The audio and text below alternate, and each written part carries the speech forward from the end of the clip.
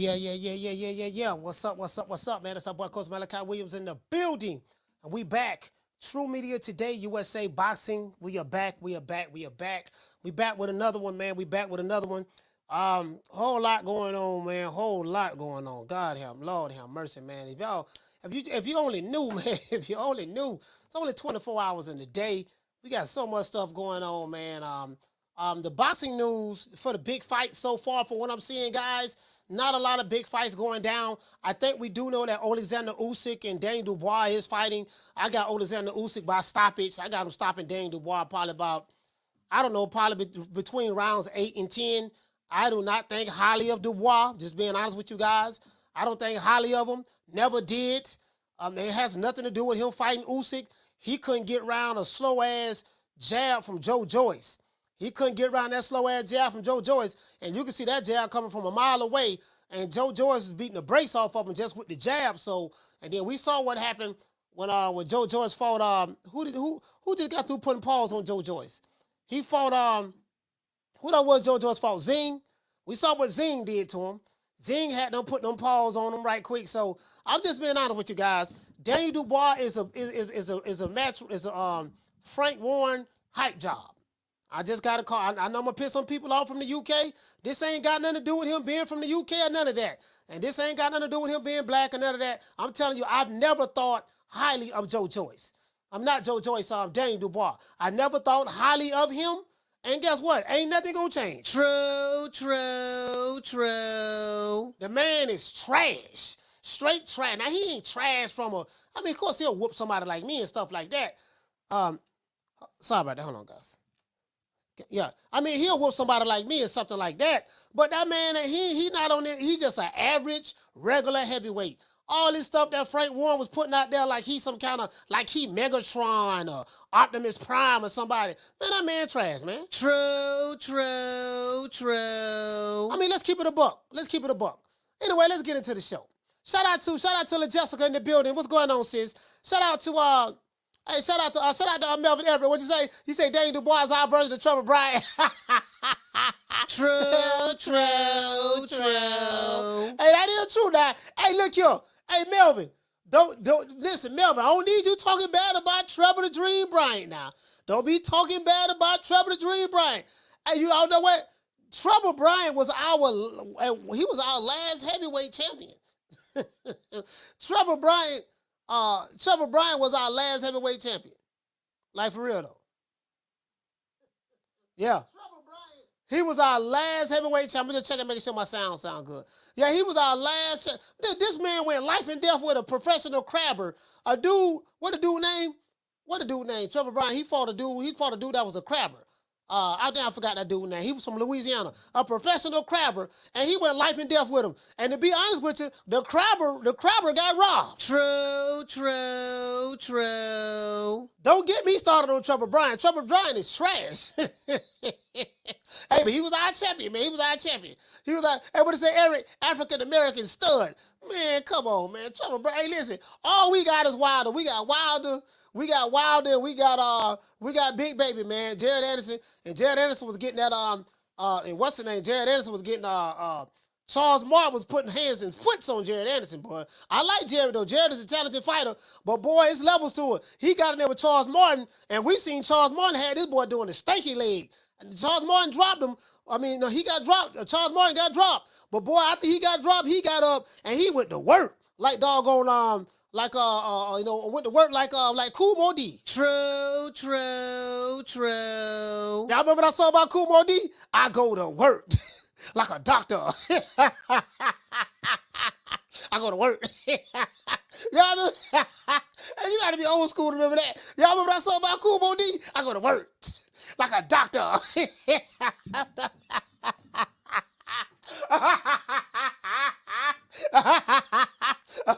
Y'all remember what I saw about Kool Moe Dee?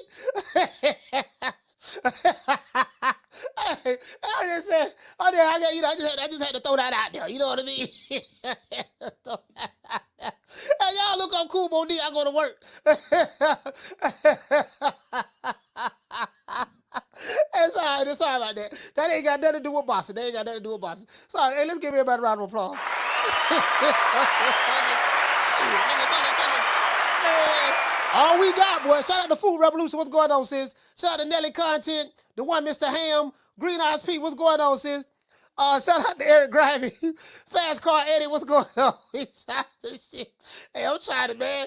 Hey, you know what? I gotta find us some heavyweights, bro. I gotta find us some heavyweights. You know, I got a heavyweight right here. I got a heavyweight right here. I said Big Papa needs to eat before the keynote lecture tonight. The doors open in 2 hours, and I need some Southern cooking. I said the doors open in 2 hours, and I need some Southern cooking. Just want to throw that out there. I got a heavyweight right there. Anybody want the smoke? I got a heavyweight right there. The Prince of Pan-Africanism. He's a tenderoni magnet. All of the honey dips in the chat is crazy about him. Every time I show Dr. Umar, I see La Jessica, Food Revolution, Jackie Hernandez, doggone Lisa Bells, you know, Green Eyes P, you know, Passion for Beauty. I see the Duchess of Wisdom, you know, Abigail. Every time I show Dr. Umar, I notice that all of the tenderonis, they're going to feel in some type of way. True.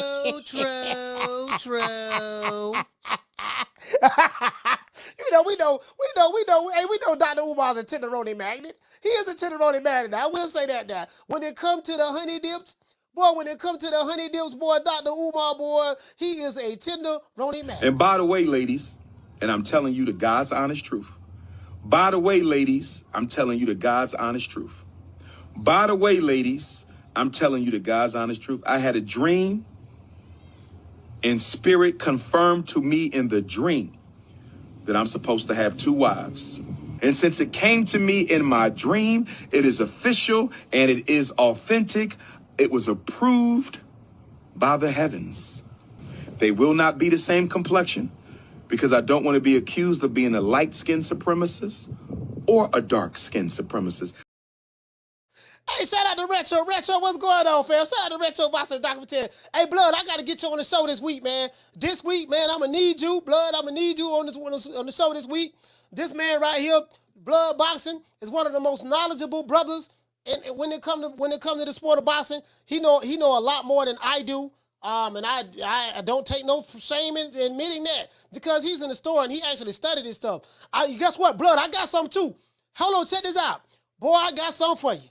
I swear to God, I got something for you. But something just fell in my lap. I got some, I'm not at liberty, I ain't gonna say it over the internet, but I'm gonna call you and let you know right now. Man, listen, boy, I got something for you. Boy, I was just telling somebody about you, how you put together documentaries, right? And, man, bruh, we need content. We need content, and you know, it's paying too. It's paying. You know what I mean? It's paying. Like I tell you about it. Cause it's somewhere I'm going with this platform. You know, what I want to do, Blood. We got my slot, right? We got my slot. I come on at 3 o'clock Eastern Standard Time, and I normally rock out from 2 hours, about 2.5 hours, sometimes maybe 3 hours, right? So we have my slot right here, right? But what I want to do with my channel is when I come on, I want to have other content on there as well. When I go off, I want to have other content, like another show come on, and another show. It ain't necessarily going to be me, you know what I mean? But another show coming on, and listen, but bruh, I got some fella in my lap, fam. I'm gonna call you and tell you. True. I'm gonna call you and tell you. I got some things that I want to do with this channel right here. You know what I mean? And and guess what? We paying too. We definitely paying. You know what I mean? Because y'all don't understand, doing this content, bro, it takes time. You got to put your time and effort into it.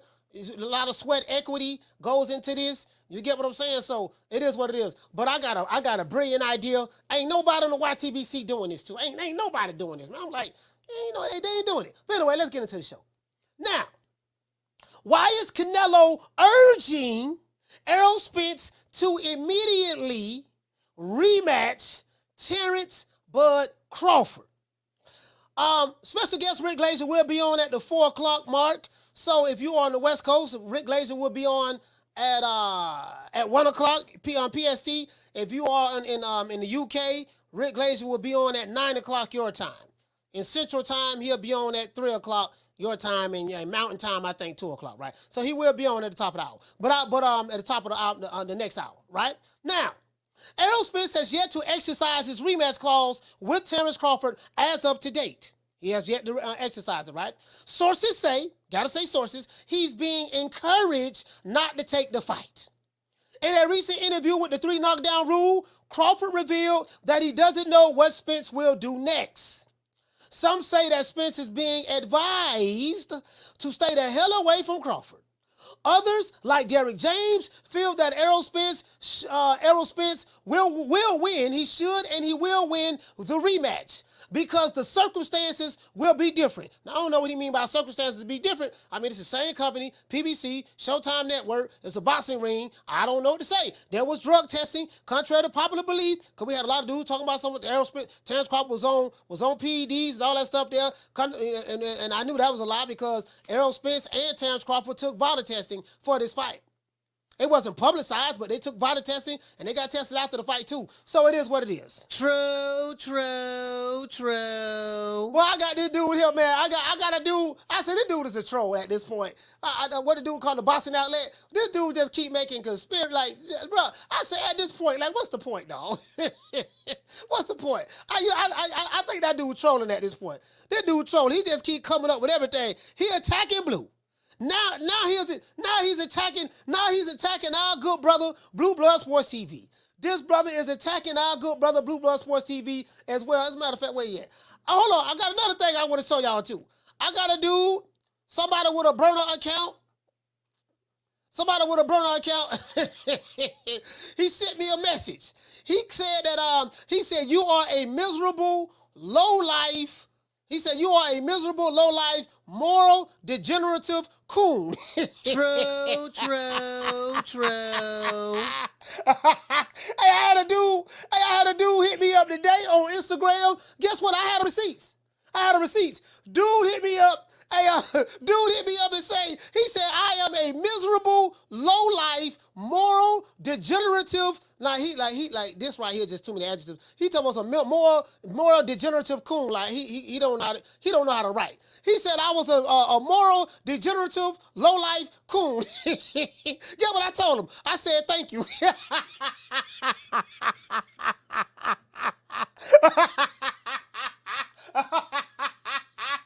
Hey, guess what? I am on the sticky of the icky today. The stickiest of the icky.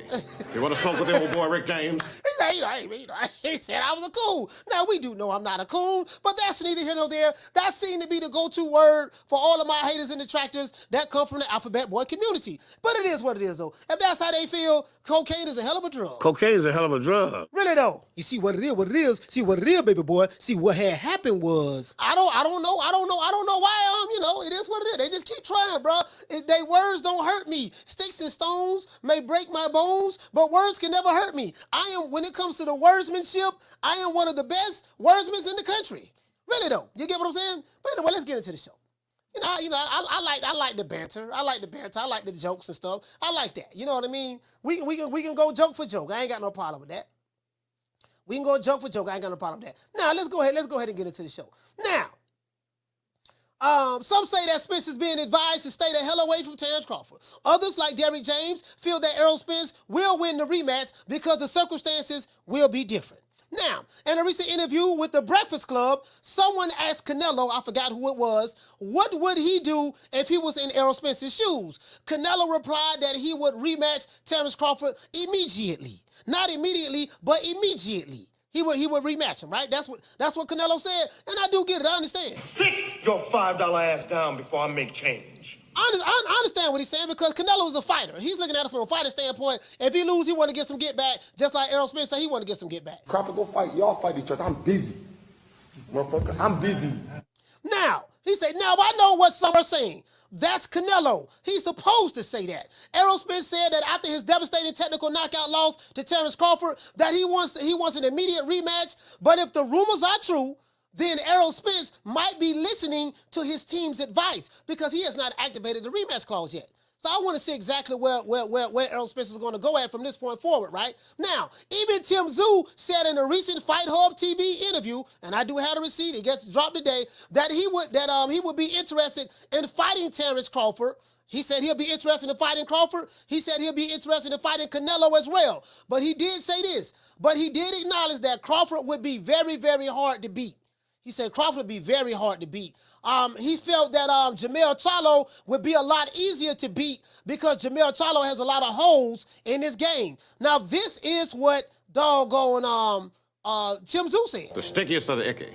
You want to smoke with the old boy Rick James? That's what he said. To this day. Right though. True.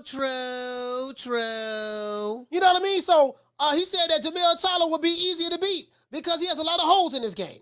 Now, according to my good brother, Blue Blood Sports TV, shout out to Blue. Yeah, I see a lot of people, boy, a lot of people mad. Blue lying right now. A lot of people mad at Blue right now, boy, because they feel that he's attacking Canelo. Boy, they mad, but they throw they hot. Boy, they mad at Blue. Hey, Jessica, but they mad at Blue right now, boy. They say Blue over there attacking Canelo. He say doggone Canelo. Blue over there attacking. That's what they say. Now, I don't know how true it is. They say I was over there in this live watching, but they say now he's attacking Canelo. Blue going off on somebody. He going off on somebody. They say he attacking Canelo. He don't want to give Canelo no justice. He always hating. That's what he been doing. You know what I mean? Hey, boy, they over there. Hey, shout out to Bruce Gas, but they on blue neck right now, boy, over there, boy. Now, according to Blue Blood Sports TV, Michael Irvin. Now again, I don't want to throw anybody under the bus, but this is coming from Michael Irvin, according to Blue. I don't know if Michael Irvin put it out on his social media platform because I didn't see it. I didn't read it, guys. Just being honest with you, right? But Michael Irvin stated that he spoke to Errol Spence, and Errol Spence assured him that he would get his get back. He say, and beat Terence Crawford in the rematch. Now, this is what Blue said that Michael Irvin said. Probably Michael Irvin put it out on his social media page. I don't know. We probably need to go on Twitter or Instagram and see what Michael Irvin talking about. Now, a lot of Canelo fans, I know that this is one of your favorite YouTube channels, Blue Blood Sports TV, and there's another one, IKTV. Now, IKTV criticized Canelo for having the nerve, the unmitigated gall to tell Spence to rematch Terence Crawford immediately after his loss because Canelo refused to rematch Dimitri Bivol after getting hands and foots put on him last year in 2022. True. Now I ain't saying this, but this what IKTV saying. You know what I mean? Who am I to argue with IKTV?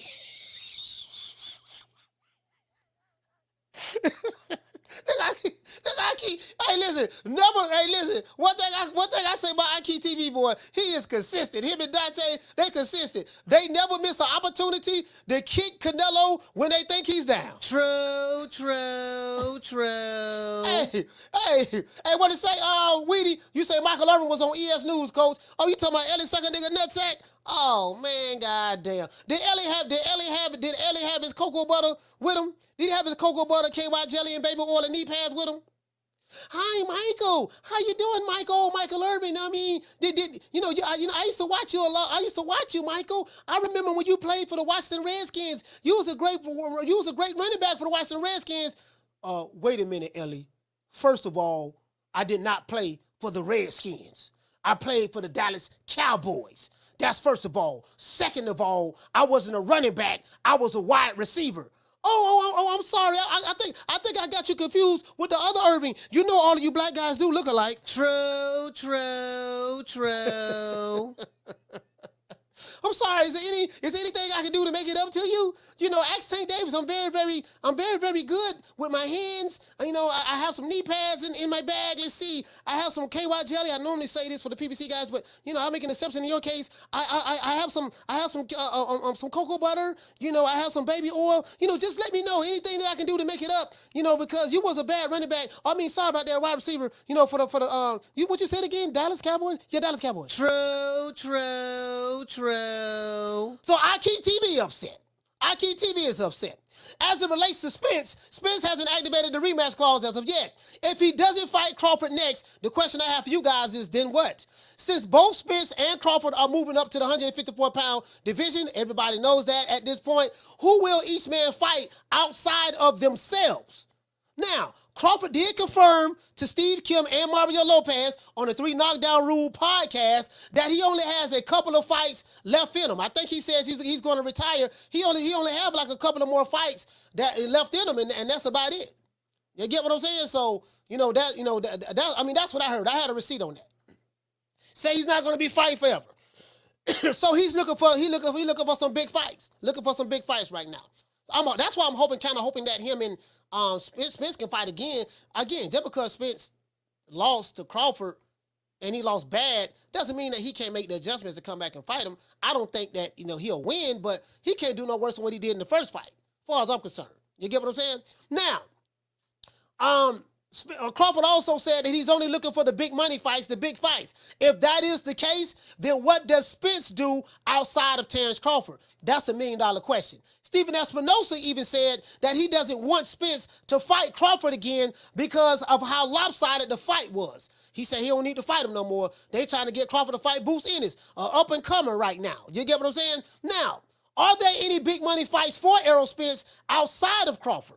That's the question that I want to ask you guys. What are the other big money fights that Errol Spence can fight outside of Terence Crawford at this point?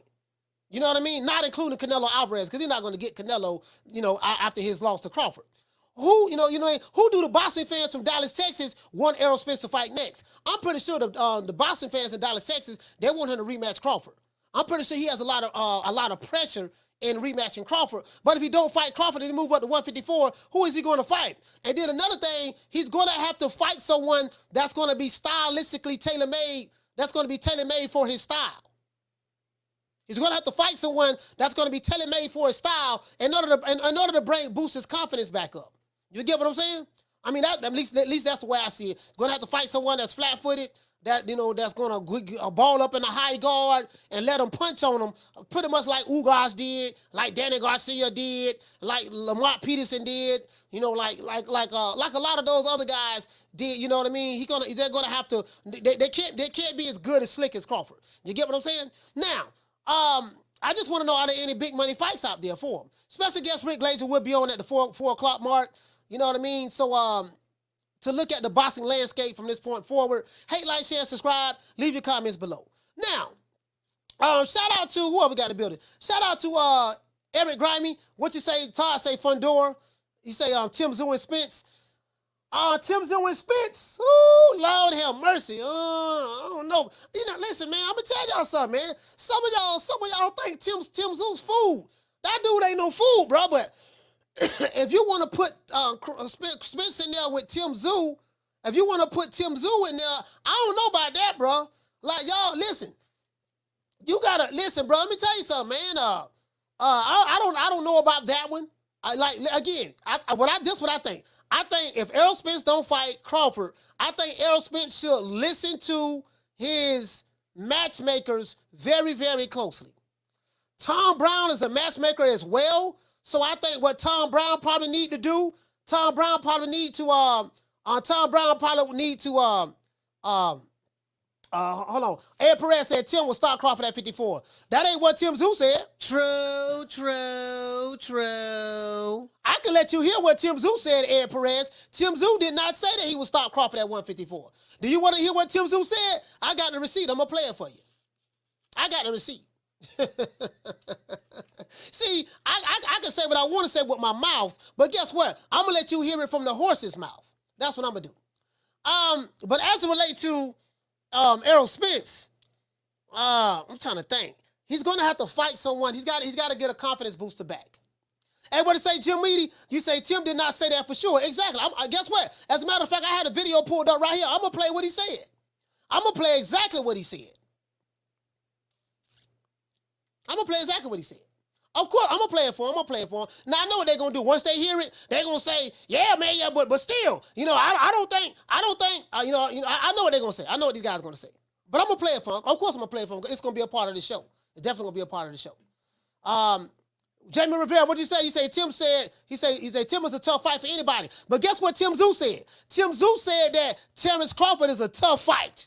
He said, that's a tough fight. That dude right there is pound for pound guy for real. He's the pound for pound #1 guy. He said, that's a tough fight right there. But he said, I do want Jermell Charlo. He said Jermell Charlo would be an easier fight for him than Terence Crawford. That's what he said. I had a receipt, and I will play it. Fight Hub TV. Fight Hub TV. Ed, I already knew you were gonna move the goalpost. Now you trying to tell a man what he was gonna say and this and that. I hear you. We just gonna agree to disagree on that. I'm gonna let you hear what the man say. That's all. I'm gonna just play the receipt. Fuck what a nigga talk about in the chat. I'll play the receipt. The receipt speak for itself. Shout out to Samar Warren. Hey, okay. Dropping that quarter of a bam dub on your boy. Hey, Leroy. Super chat received. Playtime's over, boy. I tell you what, if that fight were to ever get made, boy, I would love to take your money. Shit. Love to take your money. Send that money to me, Cash App. $ today, USA. Send that money, Cash App up front. Please do. He say, salute, coach. EJ should fight Castano. A great storyline. He beat EJ in the amateurs. You know what? That's a good one. Brian Castano. Has Brian Castano fought since Jermell Charlo beat him? Let's look that up. Let's see who's at 154 pounds, and let's see, has Brian Castano fought since Jermell Charlo beat him? I don't think he has. But before we get into the show, you know we gotta say all praises due to the Most High, the most exalted, the greatest human being on the planet Earth, according to the pro PBC guys, Mr. Al Heyman. Well, you know, I guess I gotta be like everybody else and saying Al Heyman. I can quit my job now, baby. 6 figures, baby. You feel me? But a name. Do you have a name? Oh, nah, I ain't got no name, you know. Name them names, man. They know who they is. Name them names, please. Them names need to be named. They know who they is. The Mexican monster. Yeah, you get what I'm saying? So I don't know. So Brian Castano is a good fighter. You know, he has a nice he's kind of a close the distance type guy, high guard. He likes to set traps coming forward, you know, looking at the high guard. He likes to react off of you, pretty good counter puncher. Once he closes the distance. Then once you open up, he kind of like try to make you miss and slip and then countering and go on the inside. Pretty good body puncher. You know what, to be honest with you guys, I like Brian Castano. Brian Castano is a good fighter. Some people say that Brian Castano beat Jermell Charlo in that first fight. Some people say that. If you're sitting here watching the show, we got 500 people in here going on 600, and we have less than 300 likes. If you're sitting there watching the show, hate watching, don't want to hit the like button, Riley, get him. Look, fuck you. Fuck the plane you flew in on. Fuck them shoes. Fuck those socks with the bell on it. Fuck them cheap-ass cigars. Fuck your yuck mouth teeth. Fuck your hairpiece. Fuck your chocolate. Fuck Guy Ritchie. Fuck Prince William. Fuck the Queen. This is America. My president is black and my Lambo is blue, nigga. Now get the fuck out of my hotel room. And if I see you in the street, I'm slapping the shit out of you. All right, let's get to the super chats. Shout out to Philip Quinn for dropping that $2 super chat. He said Errol Spence was cloned. That wasn't Spence. Okay, who it was? Who it was then?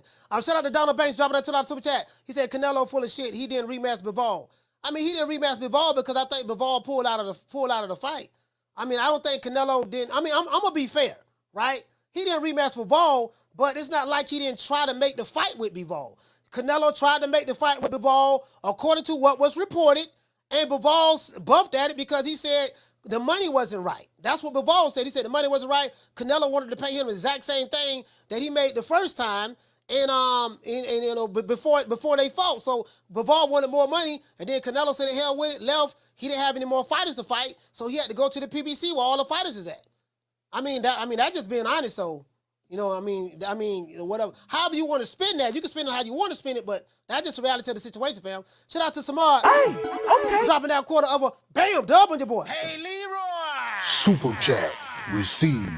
Playtime's over, boy. Y'all read that one already, man. Yeah, you know what? I forgot all about Castano. I think that'd be a good fight, Castano. Brian Castano would be a good fight, too. You're right about that. Shout out to Tay Hill. Hey, okay. For dropping that half for bam dub on your boy. Hey, Leroy. Super chat received. Playtime's over, boy. Hey, what to say, fam? You said that you said, Coach, if Virgil Ortiz can get himself straight medically, him and Spence would be a huge fight in Dallas at AT&T Stadium. Oh, yeah, Virgil Ortiz is at 154 now. Yeah. I forgot all about that. Virgil Ortiz did move up. AT&T Stadium will do about 50,000 plus seats. Not sure how well it'll go on the pay-per-view, though. But you know what, though?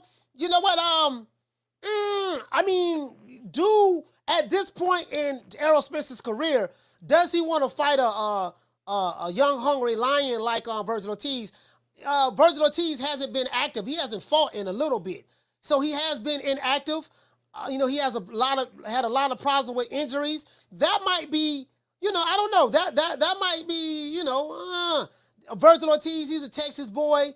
I don't know exactly what part of Texas he's from. Is Virgil Ortiz from San Antonio or something of that sort? He might be from San Antonio, I think, something of that sort. Yeah, I mean, that'll be a good fight. That'll be a damn good fight.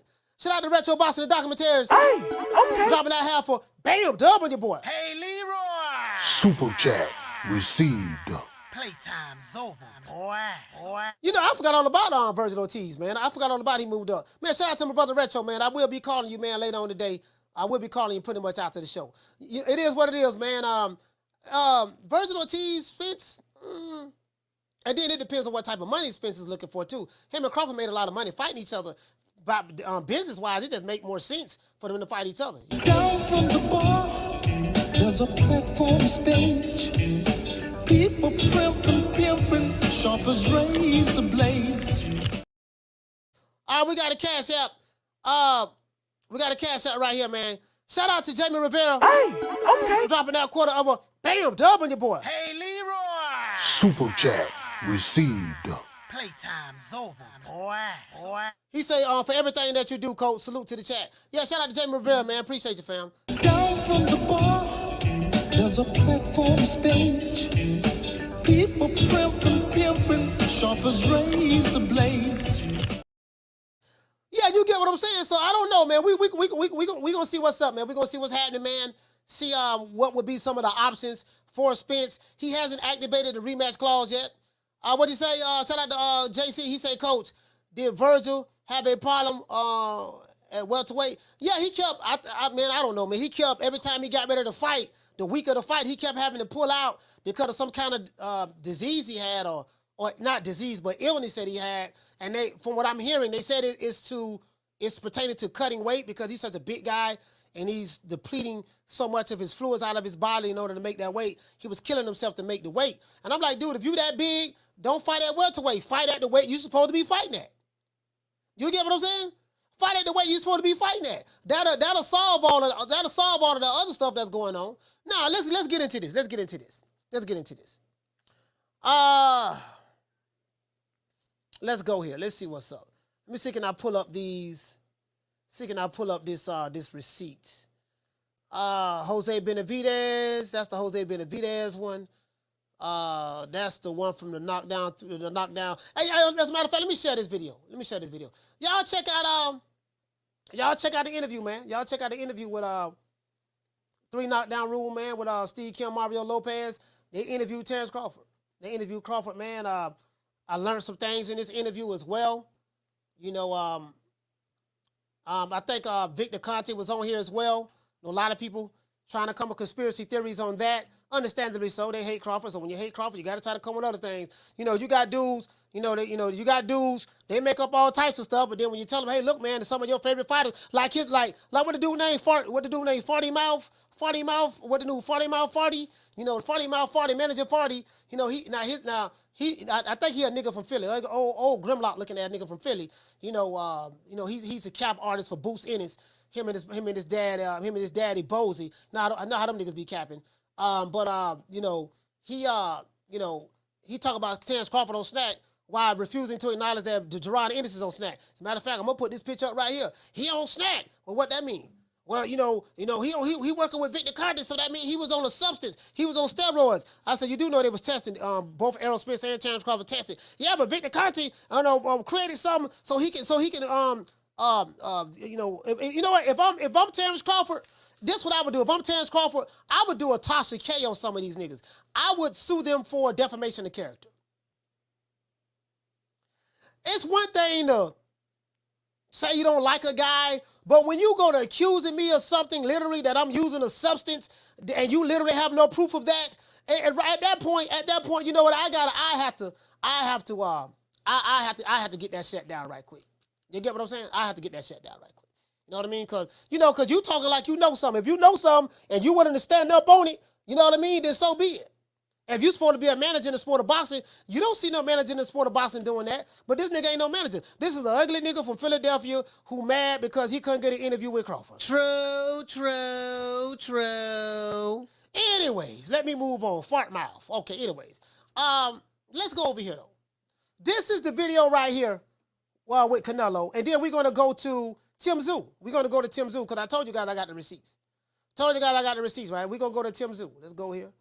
Tszyu, you know we got to go to Tszyu. Let's see what we got right there. Right here.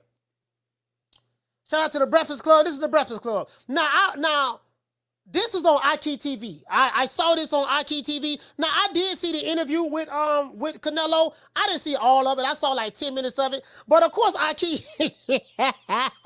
shout out to the Canelo fans. I know y'all love IKTV. I know IKTV is is a Canelo fans, one of his favorite. I know that he's one of his favorite doggone YouTube channels. We got a super chat. Shout out to Antonella Hernandez. Hey, okay. For dropping that. Bam, hundo on your boy. Hey, Leroy. Super chat received. Playtime's over, boy. Shout out to Antonelli Hernandez. Allie, more like Allie Hernandez from Maryland. Shout out to you, Allie, for dropping that $100 cash app. Really appreciate it. I really appreciate it. Thank you so much for the down from the bar. There's a platform stage. People pimping, sharp as razor blades.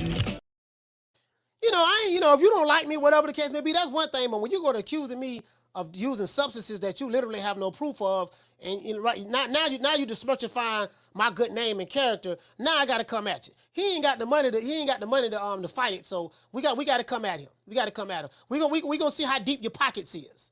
Yeah, we gonna see how deep your pockets is right now, baby boy. That what you want to do? That's the game you want to play? Okay, fine. Let's do it. You get what I'm saying? Now, this is the one. Shut up. Go IKTV. I ain't gonna lie, boy. IKTV got this condescending voice. He got this condescending voice where he be talking, bro. So, say it ain't so. Saul Canelo Alvarez, the guy who Floyd Mayweather said, Canelo. You know what I mean? Steroid. That guy. Now, all of these guys are diehard Floyd Mayweather fans. And this is what I told you guys, the fakeness and phoniness from Floyd. And I like Floyd, but I don't like him to the degree where I'm a cap for him. I got to call it the way I see it. Floyd Mayweather was the one that led the charge to hating Canelo. And that's what they want to do. I ain't got no problem with that. I ain't tripping. I'm not a part of the Canelo defense team myself, but I just got to be honest, where did it come from? Just like the hate for Crawford came from Errol Spence back in 2018. Errol Spence and Derrick James. I had a video, I had a receipt with Derrick James in the audience.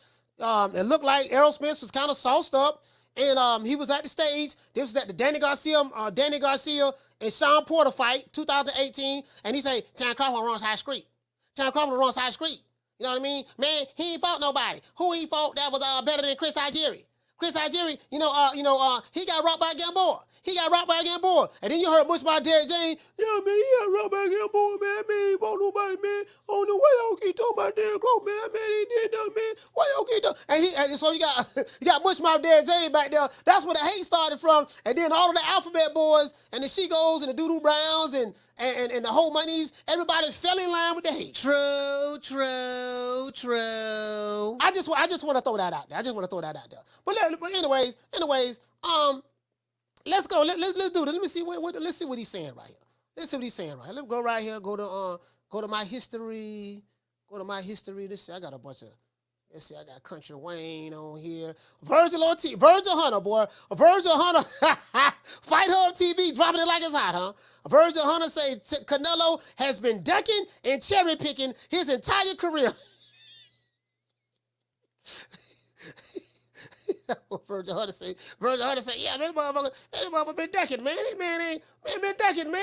Man, you listen, man, the man been decking. So I look, man, Floyd had to change the tune. Yeah, man, ain't think about no Floyd, what Floyd talking about. Here you go right here. Here you go, let me see. It's at the 48-second mark. Let's go. So Canelo Alvarez was on The Breakfast twice. Errol Spence to do. Hold on, That's I do not own the rights to this material. This for education purposes so only. Canelo Alvarez was on The Breakfast Club, and when they asked him if he was in Errol Spence's shoes, what would you do? Would you take the Crawford rematch? What would you advise Errol Spence to do? Talk to him. That's when Canelo Alvarez responded with, as a fighter, I would want to rematch Crawford right away. Immediately. Here is exactly what Canelo Alvarez had to say. Check it out. Keep forward and keep fighting. Would you rematch right away, or would you take a little break, take a couple of fights for? Thinking like a boxer, rematch. Immediately. Rematch, yeah. But you don't see, you can't see Errol Spence beating Crawford in any division, even at 154. Do you see anybody from 147 to 154 beating Terence Crawford? I don't think so. Why though? All right. So that's Canelo's opinion. He said that him being a fighter, and I do get that. By him being a fighter, your pride kicks in. I got to go back at this guy. And the reason why I want to get blood boxing back on here, because blood boxing know a lot more than me from a historical standpoint. And we got a recent history of fighters who some fighters got beat bad, and then they came back and won the rematch in the very next fight. So I need to do a little bit more research on fighters who got beat real bad and then came back the very next fight and rematched the guy and beat him. You get what I'm saying? So that's what I'm going to look at. Also from a historical standpoint. So again, I'm not saying that Spence will beat Crawford in a rematch, but I am of the opinion that I feel like he should rematch him.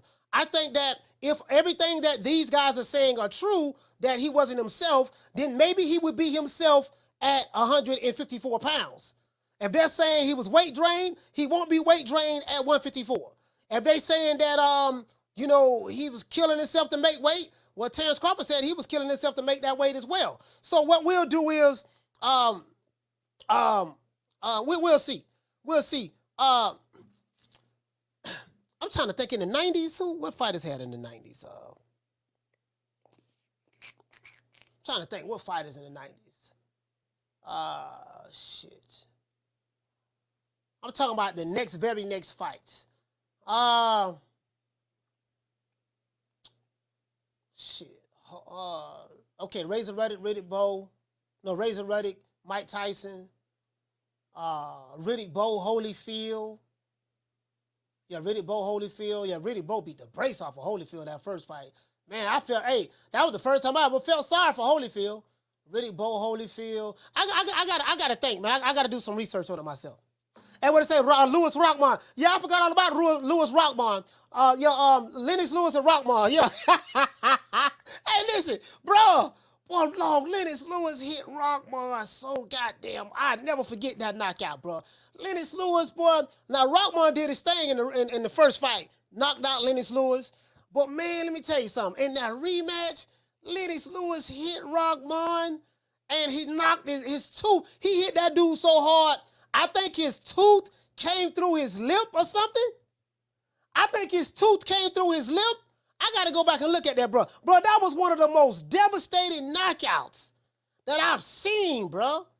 That I've seen, like, oh, my God, bro. Like, my nigga. We need to do? We need to do an entire show just on that alone. Just fighters who got brutally beat down in the first fight, and they came back in the rematch and won. They actually beat the guy, got some get back. True. Yeah, we gonna do that. That's what we gonna do. Now, let's go over here.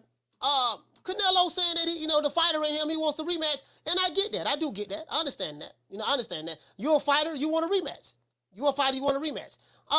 Let's go over here to where's my main man Tim Tszyu at? Tim Tszyu, where you at? Where's Tim Tszyu? Where is Tim Tszyu? Where's Tim Tszyu at? Okay, I'm gonna have to pull him up. I thought I had him right there. Where's Tim Tszyu? Hold on, I had a Tim Tszyu video. I'm gonna drop the phone lines, but I had a Tim Tszyu interview. Hold on. Well, hell, I got Rick coming on in 10 minutes now. Got Rick coming on in 10 minutes. Hold on, guys. All right, I'll pull up Tim Tszyu right here. Fuck it. I got him right here. Tim Tszyu, where you at, baby boy? Oh, that's on Fight Hub. Let's go. But Crawford, yeah, he's number one. Would be in the line. Become your rivals. My dad fought Uli Cesar Chavez. All right, let's go. A good little quote was, this Tim Tszyu right let here. your idols become your rivals. My dad fought Uli Cesar Chavez. So what he was saying that, you know, Canelo's one of his idols. Let me let you hear it from the beginning and I'll stop it. Hopefully we can get the winner of Canelo Charlo, because I feel like that's a big fight to be made as well. So yeah, that's the path that I'm looking at. So you'd fight Canelo? Of course I would. He's a legend. Okay, so he'll fight Canelo. He's a legend, and he's again a good little quote was, let your idols become your rivals. My dad fought Uli Cesar Chavez. Senior back in the days, and he grew up watching him, and you know everything's a possibility, especially when you're at this level right now at the very 1%, and especially a win over Mendoza would be in the line. Yeah, Terence Crawford, he's sort of, you know, potential move up to 154. Is that a fight that could be a mega fight for yourself? Yeah, I'd welcome that with both hands as well. Any mega fight, you know. I'm not scared of no one. Is he beatable, Crawford? Crawford's very hard to beat. Very hard to beat. I'll be honest with you. When I say Charlo, I say a lot of gaps, a lot of holes. But Crawford, yeah, he's number one pound for pound for a reason. But that doesn't mean that he's unbeatable. You know. You can always find something. Now you're heading to the U.S. So, Tim Tszyu is saying, yeah, man, you know, Terence Crawford is pound for pound for a reason. He said he would love to fight him. He would fight him. But he acknowledged, he said, man, look, that dude going to be very, very hard to beat. He said that. That's what Tim Tszyu said. That dude would be very hard to beat, but I'll definitely fight him. Doesn't mean he's unbeatable. Probably you can look at it and say no fighter is unbeatable unless any fighter can be beat at any given time. But he said, but then he pivoted over to Jamel Charlo. He said, now Jamel Charlo got a lot more gaps in his game. That's what he said. So I'm going to take what Tim Tszyu said. He's the fighter. You know what I mean? And that's his own personal assessment of it. You get what I'm saying? True. He said, what I want to do that says Tim Tszyu going to stop him. I mean, he probably in there, but that's what Tim Tszyu said. So, you know, it is what it is. But he let that be known, like, nah, they know, like, nah, that dude, there ain't gonna be no easy out for a motherfucker now. That dude can fight. But I like Tim Tszyu. Tim Tszyu is a good, strong, young fighter. I like him. I like Tim Tszyu a lot. You get what I'm saying? So, I mean, it is what it is. I'm just being honest with you. But that's the receipt for Tim Tszyu. It's on Fight Hub TV. They dropped the video 7 hours ago. Just want to throw that out there. Now, I have one more video. That's Jose Benavidez. I ain't gonna play that one.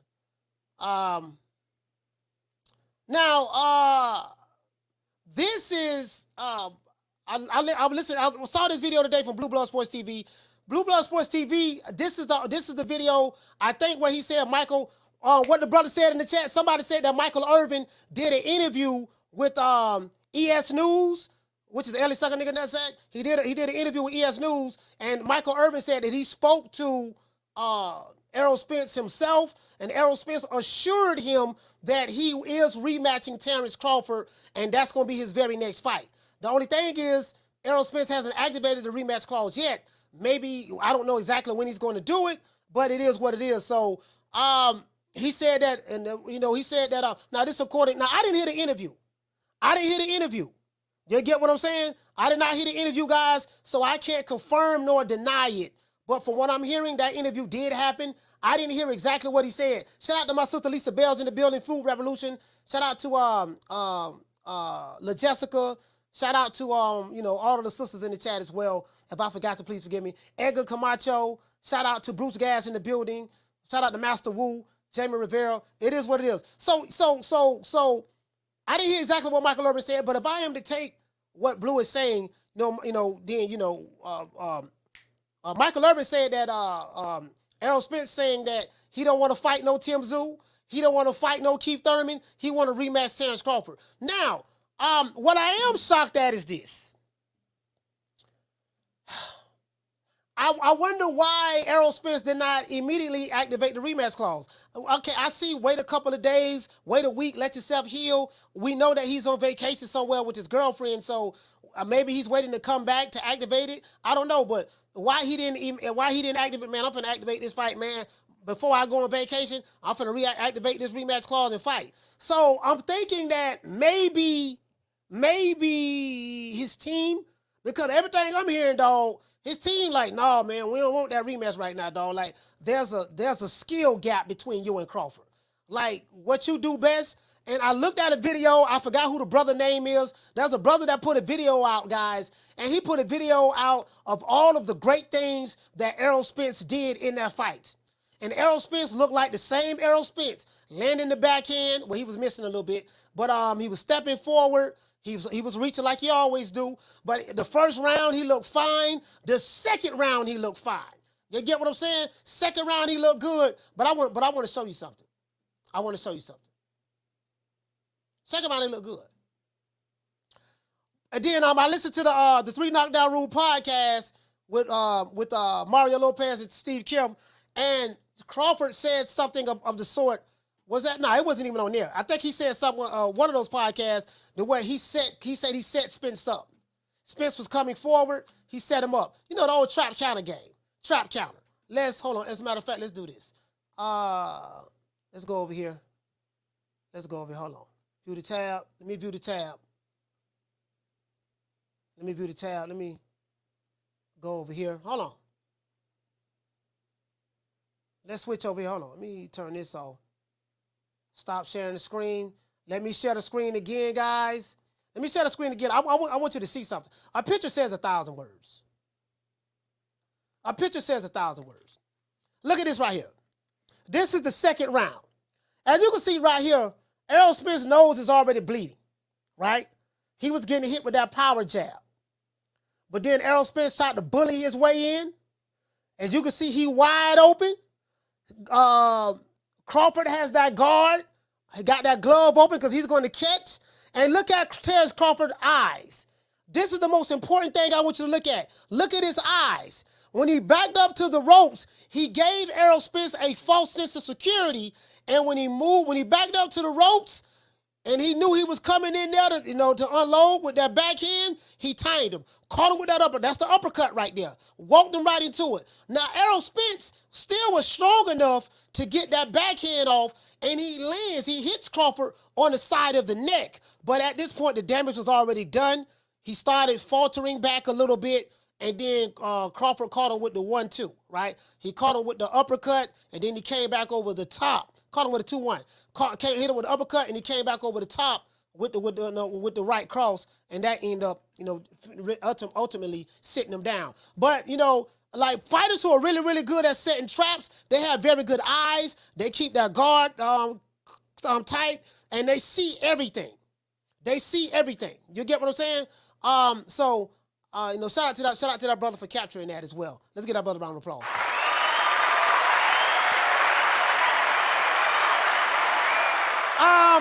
Again, I am of the opinion that I think Errol Spence can come back and, just do a little bit better. I don't think he's going to win. You know what I mean? But he said that was in the 7th. No, he got caught with the uppercut. He got caught with the uppercut in the 9th round, in the second round. When he got dropped in the second round, when Errol Spence got dropped in the second round, that was the uppercut that dropped him. Go back and look at it. He ran right into the uppercut. That was the second round. Yeah, but anyways, so we got that. Hold on. We got that. So 154, I'm trying to think. I don't know what type of money Spence is looking for, but from what I'm hearing, Spence ain't trying to hear that shit with nobody else talking about. Spence like, man, I ain't trying to hear that shit. I want to fight Crawford next. So my thing is activate the rematch clause, fight Crawford again. I don't know exactly, according to what Rick Glazer said when he was on the show, he said that the reason why Steven Espinosa is pushing hard for Crawford not to fight, for Spence not to activate that rematch clause, and for Spence to fight, and for Crawford to fight Boots, it's because he don't have the money. He's saying that they're going to take a bloodbath because the type of money that Crawford and Spence is going to want for the rematch is already etched in stone. They're already going to fight each other. If Spence activate that rematch, he has 30 days to do it. He said that they don't have the money to pay the guys for the fight because no one is going to be willing to shell out a lot of money to see a fight that they perceive as what's going to be a one-sided beatdown. So someone asked me on this show, how are we going to sell that fight? How do you sell the fight that, okay, listen, man, Errol Spence can't beat Terence Crawford. That was a fluke. Errol Spence can't beat Terence Crawford. Hold on, somebody keeps sending me text messages. Okay. Damn. Sorry about that, guys. Hold on. Errol Spence can't beat Terence Crawford. That was a fluke. Terence Crawford, again, I'm going to be honest with you guys. A lot of these excuses that we have been hearing from these, I don't want to say Errol Spence fans. I'm going to say the Errol sexuals, the radical fan base. I would say, you know what? You might have to use some of those excuses. You might have to say, you know what, man? He wasn't himself. He was weight drained. You might have to use some of those excuses in order to justify it. He said, Coach, he said the uppercut was in the 7th round. No, it wasn't. But I'm not going to argue about it. I remember he knocked him down with an uppercut, and he knocked him down with an uppercut in the 2nd round. The 2nd round, he caught him with an uppercut, then he came over the top. Then he came over the top with the right hand. Literally. So, But anyways. Hold on, let me see. Let's go over here. Where's Virgil Hunter? I got Virgil Hunter right here. No, Virgil Hunter talking about Canelo being a duck.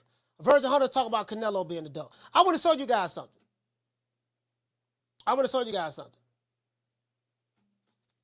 Hey, shout out to Alan Meadows. Alan Meadows, what's going on, baby boy? Alan, what's going on? Where you at? Shout out to Alan Maddox. Hey, okay. For dropping that quarter of a bam dub on your boy. Hey, Leroy. Super chat received. Playtime's over, boy. What did it say, fam? He said that, Alan, what did it say, fam? He said that, he said, salute, Coach. Wow. Now Senior L Duckmaster #1, duck in the game. Think he a matchmaker. Ginger Duck got no business telling anyone who they should fight. No, but you know what, Alan? Well, I think what Canelo was talking about, Canelo is saying that, the fighter in him, I guess he was putting himself in Errol Spence's shoes. He's saying that if he would have lost that fight like that, he would have wanted an immediate rematch. Shout out to Jamie Vasquez. He said Tony Harrison versus Errol, that'll be a good fight. Not really. I mean, Tony Harrison, I don't think Tony Harrison have anything left, fam. We saw what Tim Tszyu did to him. Do you think that he have anything left? I don't know. I think Tony might be on he might be retiring something soon or whatever. I mean, I don't know. Down from the bar, there's a platform stage. People pimping, sharp as razor blades. You get what I'm saying? So it is what it is.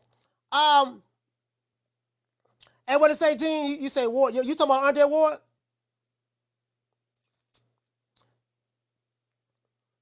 And what it say? You say, nah, Tony Harrison need to retire and keep trying to Alicia Baumgartner. Tony Harrison is a very, very good fighter. I mean, he's a good trainer. Me personally, I think his best days is behind him, myself. I think his best days is behind him, myself. I think the height of his career was when he beat, I don't even want to say Jamel Charlo, but he had a fight after the Jamel Charlo loss. He fought another guy after the Jamel Charlo loss. I forgot the guy's name. This guy was the pressure fighter. It was a big guy. He was a good, really, really good fighter, too. And Tony Harrison outboxed him, boxed circles around him. He boxed circles around this guy. You get what I'm saying? But, so I don't know, but I would think that stylistically, you would literally have to, if Spence, you know what I'm going to do? I'm going to take Errol Spence's word for it. I'm not going to even entertain anything else. Spence say that he's going to fight doggone Terence Crawford, then so be it. Now, on the 3 knockdown rule, and I wrote some notes down. On the 3 knockdown rule let me see. He talked about Victor Conti. On the 3 knockdown rule, I took some notes on this here. At the 39-minute and 40-second mark, I think either Mario Lopez or Steve Kim asked him about the rematch situation. Are you fighting Errol Spence next? And Terence Crawford said that I don't know if Errol would take the rematch. So right now, Errol Spence, Terence Crawford don't even know himself. He don't even know himself that he don't even know himself that if Errol Spence is going to take that doggone rematch. He don't even know himself. So apparently he hasn't heard anything from him. You get what I'm saying? So I mean we're going to see. We'll see what happens. If he don't take it, then we'll see what he do next, and then we'll see what Errol Spence do next. How long Spence gonna stay out? I mean, we'll find out. We'll see. True. But Canelo giving his opinion on what he think that Errol Spence should do. I do get exactly where he's coming from as relate to that. Me personally, I want to see that fight again. I want to clear all doubts myself. I know that Errol Spence's team probably don't have faith in him right now. They don't believe that he can beat Crawford. I think that this is the reason why they probably kept him away from Crawford all of these years. You know, at least for me, in my mind, that's why they kept him away. They know exactly what time it is. It is what it is. You know. Soldier Boy he said, recheck your info. The uppercut was the 7th round. He said one of the knockdowns was the second knockdown was in that round. Okay, as a matter of fact, I'm finna pull it up right now. Since you gave the super chat, I can pull it up right now.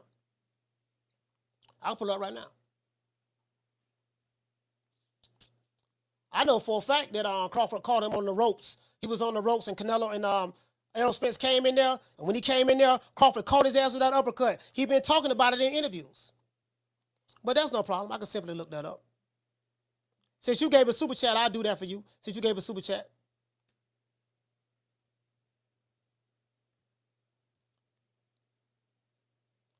Crawford Spence. Round 2. It's going to be very, very easy. Let's see. Round 2. Where's round 2 at? Oh, this is it right here. Oh, this the PBC. Oh, shit. Hell no. I can't show this. The PBC. No, the PBC don't play. I can't show that one. Let me find another one. As a matter of fact, I ain't got to show it, but I can just look at it. Round 2. This is it right here. Turn this down. Backing up. This round 2. Crawford gonna back up to that ropes. He's gonna catch him with that uppercut and come over the top of the right hand.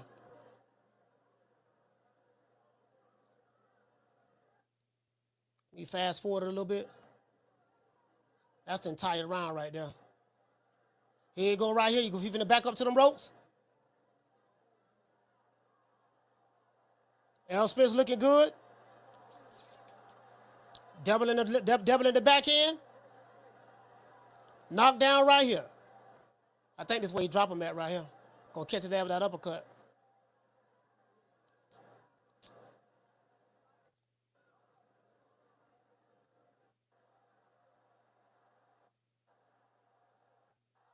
There you go right there.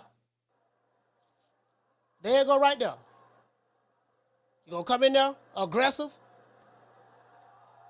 Oh, you know what? Y'all right. I was wrong on that. He caught him with a 1-1-2. He doubled the jab. Y'all right about that. My bad. True. My bad. Here you go right here.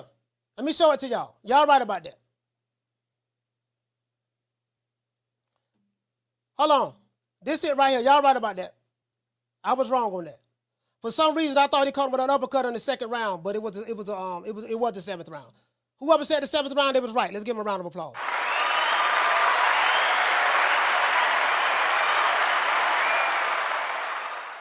Let me show it to you guys so you can see it. That's my bad. Here you go right here. This is the 2nd round right here.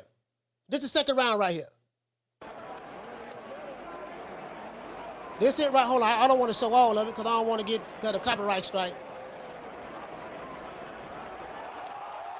All right, so let me look at the 7th round. Let me look at the 7th round.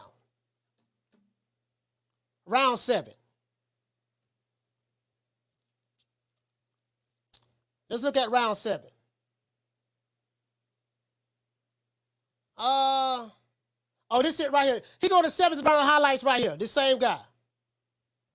So he caught him with the uppercut in the 7th round?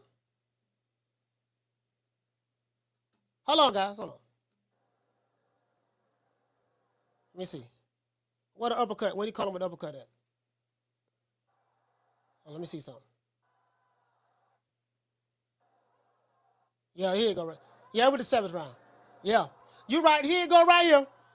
Here you go right here. Y'all right. Y'all right. Here you go right here. Add the stream. This it right here. This is round 7, as you can see right here. For some reason, I thought it was the 2nd round. He walked right into it. Yeah. So he was getting set out. As a matter of fact, I had to slow this down too. Let me slow this down.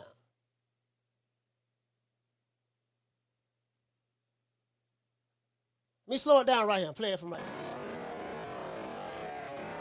Let me know if y'all can see this. Came with that. Sitting on the ropes. See, that what threw me out. I remember he was sitting on the rope. Bam! He caught him with an uppercut. And he started folding. He was going down right there. He was going down right here.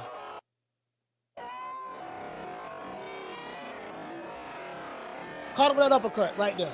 And he started buckling. Yeah. Y'all right. That was the 7th round. For some reason, I thought it was the 2nd round. Where that dude Super Chat at? Where's Super Chat at, fam?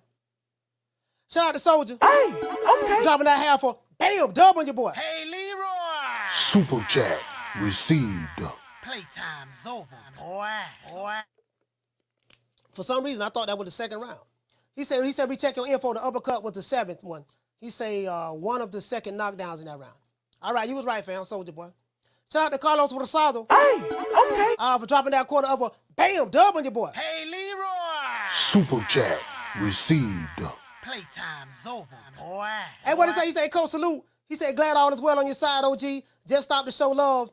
I'll catch you on WCS chat soon. Yeah. As a matter of fact, I got to get Rick Glazer on this show, too. So, I'm trying to think. Who is it that, if it seemed I want him to fight Crawford in a rematch, who is it that Errol Spence is going to fight? But I got to take Errol Spence's word for it. If Errol Spence say he want to rematch Crawford, I think he's going to rematch Crawford. You get what I'm saying? Robin say, get off that stick icky, coach. No, what am I going to do that for? Fuck, I'm going to get off the stick icky for? I ain't going to get off the stick icky. Well, hey, Robin. What am I going to do that for? The stickiest of the icky. You want to smoke with the old boy, Rick James? hey, he said, coach, the uppercut was in the 2nd round, was in the 2nd knockdown in the 7th round. I just showed it. I just showed this right here. I just showed it. Anybody want this video for a reference, you can. It's the 7th round.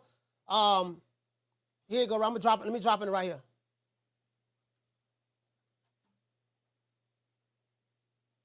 This is the title of the video.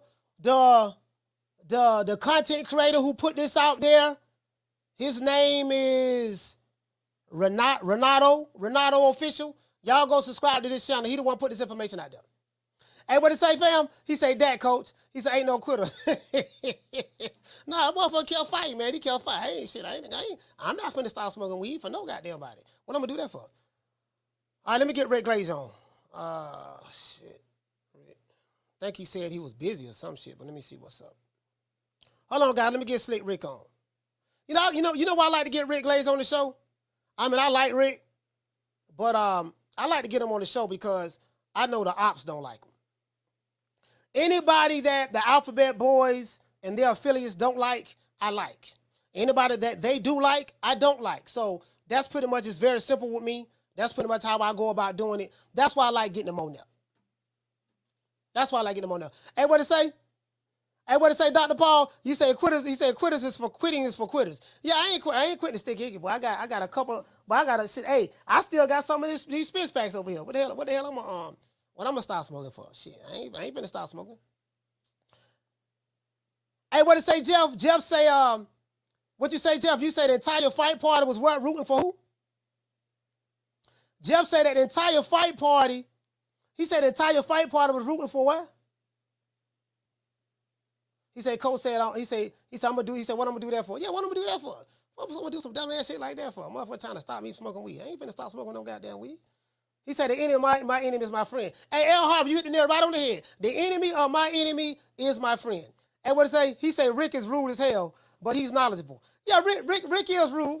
Here go Rick right here. Hey, shout out to we got Rick Glazer on, man.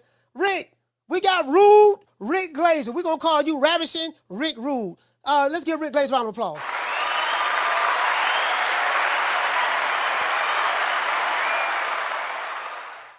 Rick, what's happening? Not much. Just getting ready to go on a conference call at 5 o'clock as soon as I get off with you, and then I'm going to dinner with some friends at 5:30. Rick, how come when I talk to you, you always sound like you bragging about you living your best life? You're going to have dinner with friends. You bought your wife a brand new 2027 Mercedes Benz. You eating with, having dinner with prime ministers. Why does it sound like you just always just bragging, rubbing it in? It's not bragging. It's just natural. You know what I'm saying? It's what I do. I'm very forthright. What are you going to say? I'm going to a 5-star restaurant, but I'm going to tell them go to a diner. That's not me. I go to 5-star restaurants tonight. It won't be a 5-star restaurant. It'll probably be Thai food or something like that, but it'll be a top-shelf Thai restaurant. My wife drives a 2023 S500. Now, I'm not telling you we're going to get a 2027 Benz because I think the next car is going to be a Porsche what do they call it? Porsche Panamera, whatever the fuck it's called. So that's just the way it is. You know what I mean? So it is what it is, bro. Hey, Rick, I got a quick question for you. I was listening to the 3 Knockdown Rule podcast with Steve Kim and Mario Lopez. They had Terence Crawford on there. At the 39-minute and 40-second mark, I thought that, he said that he's not sure. He doesn't know if Errol Spence is going to activate the rematch clause or not. They say he have 30 days in order to activate the rematch clause. Now, the question I have for you is this. When there's a fight where two fighters have an automatic rematch clause, well, not automatic, but they have so many days to activate the rematch. Errol Spence did say right after the fight that he wants to run it back. He wants to do a rematch. He can fight better than what he showed that night. What is the reason why, in your opinion, not Errol Spence, because I know you can't get into his thinking, but from your experiences watching other fighters, why wait so long to make the decision to do the rematch? Because he wants to do the rematch, but Heyman and Steven Espinoza are trying to talk him out of it because they know it's going to be a financial bomb. And Steven Espinoza's turning to Heyman and says, talk him out of it. Let's offer him something else, blah, blah, blah. Maybe Stanionis or something like that. Instead, because they know they're going to lose money on pay-per-view in a rematch. It was so one-sided. Who's buying it? I mean, just the diehard Earl sexuals, the Heymanites, and that's and the LDBCers. That's a very small clique. Would I buy it? Depends on who's on the undercard. I don't think I need to see that flashing again. And I think it would be a colossal financial failure. And I think I know Espinoza is trying to take him another way. Heyman's trying to take him another way because he's on the spot with Espinoza. See, the difference is when Espinoza didn't have a boss, Heyman was controlling, and he had Fox. Heyman was controlling Espinoza and Showtime. Now he doesn't have Fox. He's the only game in town for Heyman. And now Espinoza has a boss. So Heyman is now third in line. It's the big cheese at CBS Sports, David Burson. He's barking out orders to Steven Espinoza, and Steven Espinoza is barking out orders to Heyman now. That whole thing reversed. So there's no way they want to do that fight. They can't make any money. This would be a colossal failure. So how is Steven Espinoza barking orders at Heyman? Heyman is the most powerful according to his fans. He's he's the not most anymore powerful. because he doesn't have any other networks. He's trapped. So they're controlling him now because Burson is the one is controlling Espo. Now, if there was no Burson, okay, let's say Burson didn't exist as Espinosa's boss, Heyman could still control what's his name, even though he's down to one network, okay, which is Showtime. But now with Burson Espinosa having Burson as a boss, he's relaying those messages from Burson because Burson's not in bed with Heyman. So, and Espinosa's been in bed. I don't mean illegally or legally or anything like that, but they've been a twosome forever. So in the meantime, you have a situation where he's getting ordered, and they're saying, "Hey, we don't want this fight. Talk your fucking fighter out of this fight." And that's what there's probably going on, I would say. So Errol Spence is hell bent on fighting Crawford next, according to what he said. But so far, we're not seeing that. So when Mario Lopez, I think it was him and Steve Kim asked him the question, "Hey man, you fighting Errol Spence next? What's the situation with the rematch?" Crawford said that, "Hey man, I don't know. I don't know if me and Spence fight next. I haven't heard anything." Steven Espinosa is trying to push Crawford versus Boots Ennis. Okay. And that's a fight that could be profitable for Showtime. The other fight is not going to be profitable for Showtime. There's no prayer. A Crawford Spence rematch is not going to be profitable because they've got to guarantee those fighters the same amount they guaranteed them from the first fight. Plus, it's flipped. So if it was 12 and 10 million for the purses, now it's 12 for Crawford and 10 for Spence. It's flipped. So if Spence don't fight Crawford, who do you speculate? Because all of this is speculation at the point until how many? As a matter of fact, they have 30 days. So the 30 days is almost up for Spence to make his decision. Right. You got another week to go. Another week to go. So who does Spence fight if he don't fight Crawford? Maybe Stanionis, but he's the WBA regular WBA champ. But the problem with that is Stanionis and him is not a draw.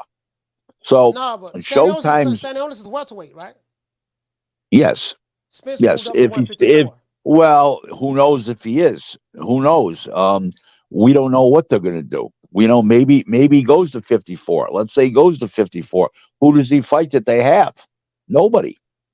Who do you remember? He needs a dance partner to draw on pay-per-view, especially after getting destroyed. Now, before they could get away with a little less of a dance partner because he was Errol Spence. Now the dust is settled on him. The lust is off him. The dust is settled, and he's not what he was. And people are taking him for what and they're going to look at it as a consolation fight. Is what they're going to look at it as. So, I hear what you're saying, but at the end of the day, whose decision it is to decide whether he's going to activate that rematch or not? Himself. But that's why they're trying to talk him out of it. So if they can't talk him out of it, then what? They're going to have to do the fight. They're obligated to do the fight, as far as I would know. I'm sure that Terrence's lawyers looked that contract over originally and made all kinds of provisions. And I'm sure Showtime is obligated to do the rematch if Earl kicks in the rematch. So even if, as you would say, they would take a financial bloodbath, they still have to honor that. They got to honor the contract, basically. Yep. It would be a lot of red ink there flowing. There's no question about that. So at this point, from a business standpoint, probably a lot of those guys, do you think Al Heyman, and I know Al Heyman loves Errol Spence, that's his guy, according to what a lot of people are saying, do you think that they would be upset? Well, I don't with know. Errol Spence? I don't know about that anymore. Because he went against what's his name, wanted to fight Crawford, even though Espinosa was pushing the fight because his boss was pushing the fight. I'm not really so sure. I'm not really sure about that. What you're not sure about Al and Al loving it? Yeah, he did. There's no question, but he didn't listen to him, in this last fight. You know, he didn't want to take the fight. He wanted to take the fight anyways. But then Espinoza pushed it at him, you know, because his boss pushed it at him. So I don't know. You know, you got to see. It's boxing. There's ever changing partners. It's not who's shaking hands in public. It's who's kissing each other in the back room, and you just don't know. And also, of course, I do get what you're saying as of late too. The guys who put the money up, damn. So that's fuck. So Rick, I'm hoping that we do get this rematch because I want to, you know, I think Errol Spence can fight better. I don't think he'll win, but I think it'll clear all doubt. Maybe Terence Crawford really not that good of a fighter in that aspect. He just had a hell of a night. Maybe it was a fluke. I think this will clear Can I run something by it? Can I run something by it? He's made everybody else look like a second-rate fighter. He's 40-0. There's no such thing as a fluke now. Listen, I totally agree with you, but you got a bunch of people who are hell bent on, you know, they despise this guy. The word that you said the last time he was here, they hell bent on thinking, hey man, maybe it was a fluke. And I'm like, nah, man. It's just that he fought Terence Crawford. I don't call it a fluke. I say that Errol Spence got lucky because the referee was smart enough to jump in because he was going down face first. Yeah. That game was over. So I mean, the type of money that Errol Spence wants is the Crawford fight. He got to fight Crawford again if you want to make that type of money, right? Correct. So the pay-per-view, you said that it did 550 or something of that sort, or under that. Yeah. 548.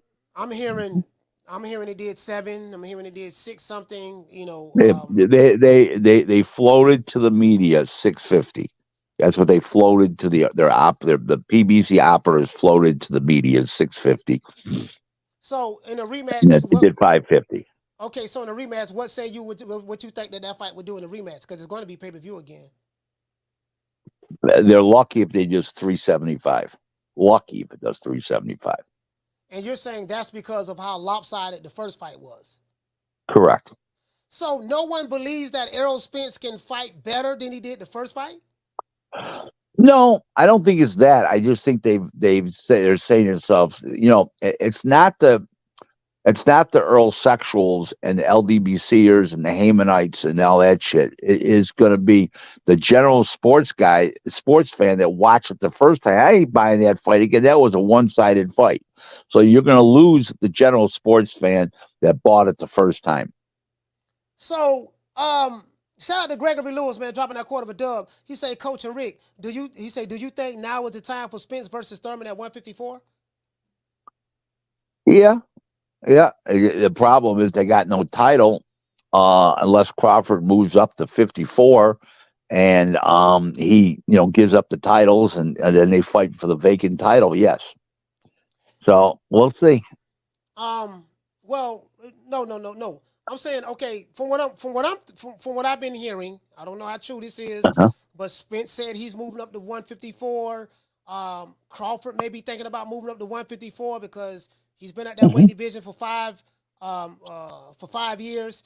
Errol Spence hoping that, hey, you know, according to what he said on the 3 Knockdown Rule podcast, thanks Mario Lopez, I think, asked him, hey man, so if you were to rematch Spence, where would that be at? Because Spence wants to fight at 154, but we are hearing that you have the right to choose which weight you want to fight at. Crawford did say, yes, I do have the right to choose. If he wants to fight at 54, and if I choose to honor that, yeah, he'll fight him at 54. So if he fights Spence at 54, will he lose all of the belts? Or will he be allowed to hold on to the belts like Canelo was allowed to hold on to his belts to move up to a higher weight class to fight and then come back? I can't tell you that because I don't know. But if he goes up to 54, he's going up. He ain't coming back. So I don't think that's it. He ain't going to come back. If he goes up to 54, he ain't coming back because you know he's going to win at 54. So why would he go back to 47? There's no reason to. No, you're right about that. Why would he go back to 47? So you drop the belts, all the belts are vacant, let all of those other guys fight it out for whatever the sanctioning bodies do. You fight Spence again, they make a lot of money. You know, like you say, it may be a bloodbath for the networks. I don't give a damn. I don't get none of it. So after that, then we'll see what's up. Has Spence lost leverage? Okay, let's say Spence is a PBC fighter, right? Crawford isn't a PBC fighter. I mean, he's over there working with him now, but he's not. No one looks at him as a PBC fighter. Actually what happens is if Spence doesn't take the rematch, he's free. Crawford is free. Crawford's free. It's only 2 fights to fight. It's only 2 fights to fight Spence. That's what it's for. It's nothing to do with anything else. Okay. Now, it doesn't mean he won't continue on with him if Al makes him an offer to fight one of those other guys. Even makes him an offer to fight one of those other guys. But basically speaking, it's not going to, he's promotionally free at that point, legally speaking, technically speaking. He's saying that he wants the winner of Jermell Charlo and Canelo at 168. So maybe, since both of those guys are over there with the PBC, that could be an offer that Al Heyman can offer him. Say, hey, man. Canelo, but I think in the meantime, he'd like to move up and win the belt at 154, his 4th weight class. I don't know.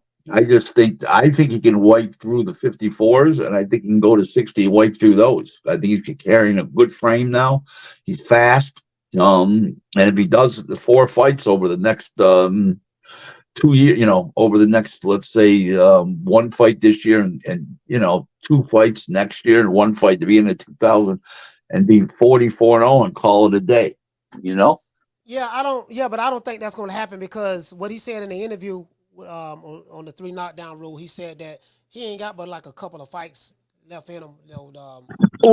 He said they start offering real, bigger money. When you do that, they start offering bigger money. They keep you in the game. So yeah, sometimes it's that's a technical move. Sometimes a tactical move to get more money out of people. But you know what though, man, the Canelo fight. I mean, no one is really like calling for it. I know Crawford brought that up, but he brought that up on there as well. Like he said, he was dead serious about moving up to 168. Let me say one thing to you. Go ahead. Canelo versus Crawford is mega. Yeah. There's no bigger fight in boxing right now you can make than that fight right there. You got crossroads of cultures. You've got the top pound for pound fighter in the world going for great, all-time greatness. You've got a great fighter, a future Hall of Famer and legendary figure in Canelo, 2 different cultures, different countries. I mean, that fight is so big. I mean, the fighters be counting the money for generations, for Christ's sake. I said the same thing when you was on the show. I say, man, that fight would be huge. It came out of nowhere too. Like, just a couple of months ago, no one was even talking about a Crawford or Canelo. He signed with the PBC. We're hearing that he's going to fight Jermell Charlo, then maybe Jamal Charlo. I don't know what's going on with David Benavidez. Let's pivot a little bit. I want to ask you about that. Do you think that David Benavidez would get an opportunity to fight Canelo now that Canelo's working with the PBC? I don't think that'll happen. I just don't. Why is that? I don't think he needs him. It's the same culture, and I don't think it's not as big a fight as people think it is financially. Man, Rick, don't know about it. A lot of people don't want to hear that. You have David Benavidez fans that feel like he deserves a shot at the title. Right. I'm not saying he doesn't. It's not. I'm talking about from a business standpoint. It's not as big a fight as people think it is because of the fact that they're the same culture. You're not gay. When you have 2 different cultures going back years, okay, now in 2 different cultures, you're going to get a lot more fans. You're going to have a lot more interest. You're going from the same consumer pool of money. When you have Mexican versus Mexican fighting, Mexican-American, Mexican national, doesn't matter. The same pool. You need that cross-culture fight. That's why cross-culture fights are big. That's why Floyd and them always have Tank fight a Hispanic fighter. He got to be correct. Correct. That's why they have him do that. Correct. I see what you're saying. Correct. Ryan Garcia, well, he's an American, but he's correct. Mexican-American. I see what you're saying. Right. 2 different cultures. They're big. I mean, that's just the way it is. It used to be years ago, before people were cheating, on the pay-per-view when it was closed circuit, like Hagler, Hearns, and all those big fights back then. Leonard Hearns and all those big fights, you could do them because people had to pay to get in and to watch the fight on closed circuit. Now they just steal it, so they've made it harder for the same culture fights to really happen. So they can. So basically, what you're saying, from what I'm seeing, is they can pretty much play. The reason why they like to have the different cultures, black versus Mexican, Mexican versus black, or whatever, is because or Puerto Rican versus Mexican. Right. Okay, keep going. Yeah. Puerto Rico. Now, Puerto Rico versus Mexico have a long history of fighters. Right. You know what I mean? Yeah. Right. So that's always big. Whether they play the cultural, whether they play the nationality card or the racial card or whatever, I see exactly what you're saying as relate to that. Well, they don't have to play the card because the consumers are going to buy it just because of what it is. In other words, where Mexicans will buy it and black Americans will buy it. Okay, where and in fact, if you have the same culture, you're going to lose you get a lot of black people and you'll lose some white people too. Just the way it works. I'm not being racist. It's just what the facts are about pay-per-view. So is this why, like, when I look at Floyd Mayweather, his last, when he became Money Mayweather, as a matter of fact, let me look at when Floyd Mayweather became Money Mayweather. He mostly fought. They said the green print for Floyd was, let's see, Floyd Mayweather, the green print. What explain to me what's the green print with you? What does that mean with you with Floyd? Not when he threw legacy out the window and went for money and just he wanted to fight guys that were cross culture. That was after Shane Mosley, basically after the Shane Mosley fight. No, but actually no. When he fought Oscar, right? That was 2007. Then Floyd, right? I'm looking at it on Boss Rec right now. Then he fought Ricky Hatton. Ricky Hatton had a huge following. All right. Then Floyd fought Juan Manuel Marquez. Right. Then he fought Shane Mosley. one, right. Yeah. So that's one black fighter. Then he fought Victor Ortiz. Yep. Then he fought Miguel Cotto. Then he fought Robert the Ghost Guerrero. Yep. Then he fought Canelo Alvarez. Then he fought Marcos McDonald twice. Yep. Then he fought Manny Pacquiao. Yep. Then he fought Andre Berto, which was a flop. And then he fought Conor McGregor. So if you just this was very, very strategic by Floyd. Would you? Of course. Would you agree? And by Heyman, because they had to come up with guys that would draw pay-per-view and it's from a different culture. Yeah. Mosley was just such a big name; they can get away with it. Yeah. In other words, Mosley was Mosley, so they can get away with that. That was like a changing of the guard. Where a guy was the big name, and now the next big name is coming along, and it just changed hands that night, is what it did. The reputations.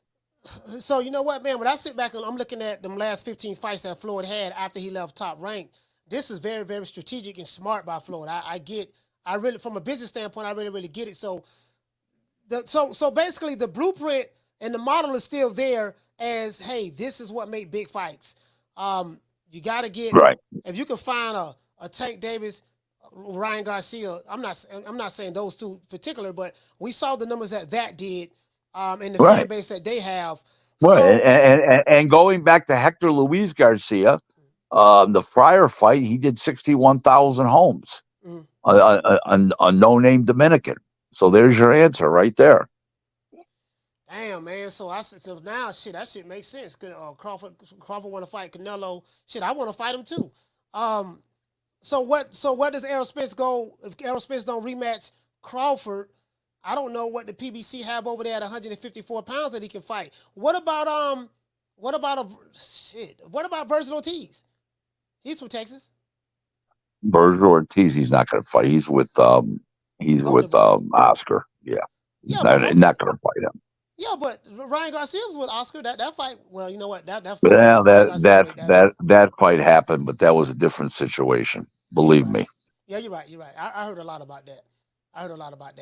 Damn. So, what say you? What does Spence go from here, in your opinion?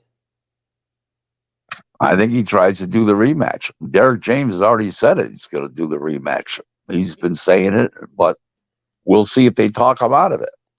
You know? Yeah, I think me personally, I think Spence should do that rematch. I think that'd be a big money fight for him. You know what I mean? I think he should do the rematch, man. I mean, the thing I would do the rematch for this reason. He can make the most amount of money, and no matter who he fights, he's not going to be favored.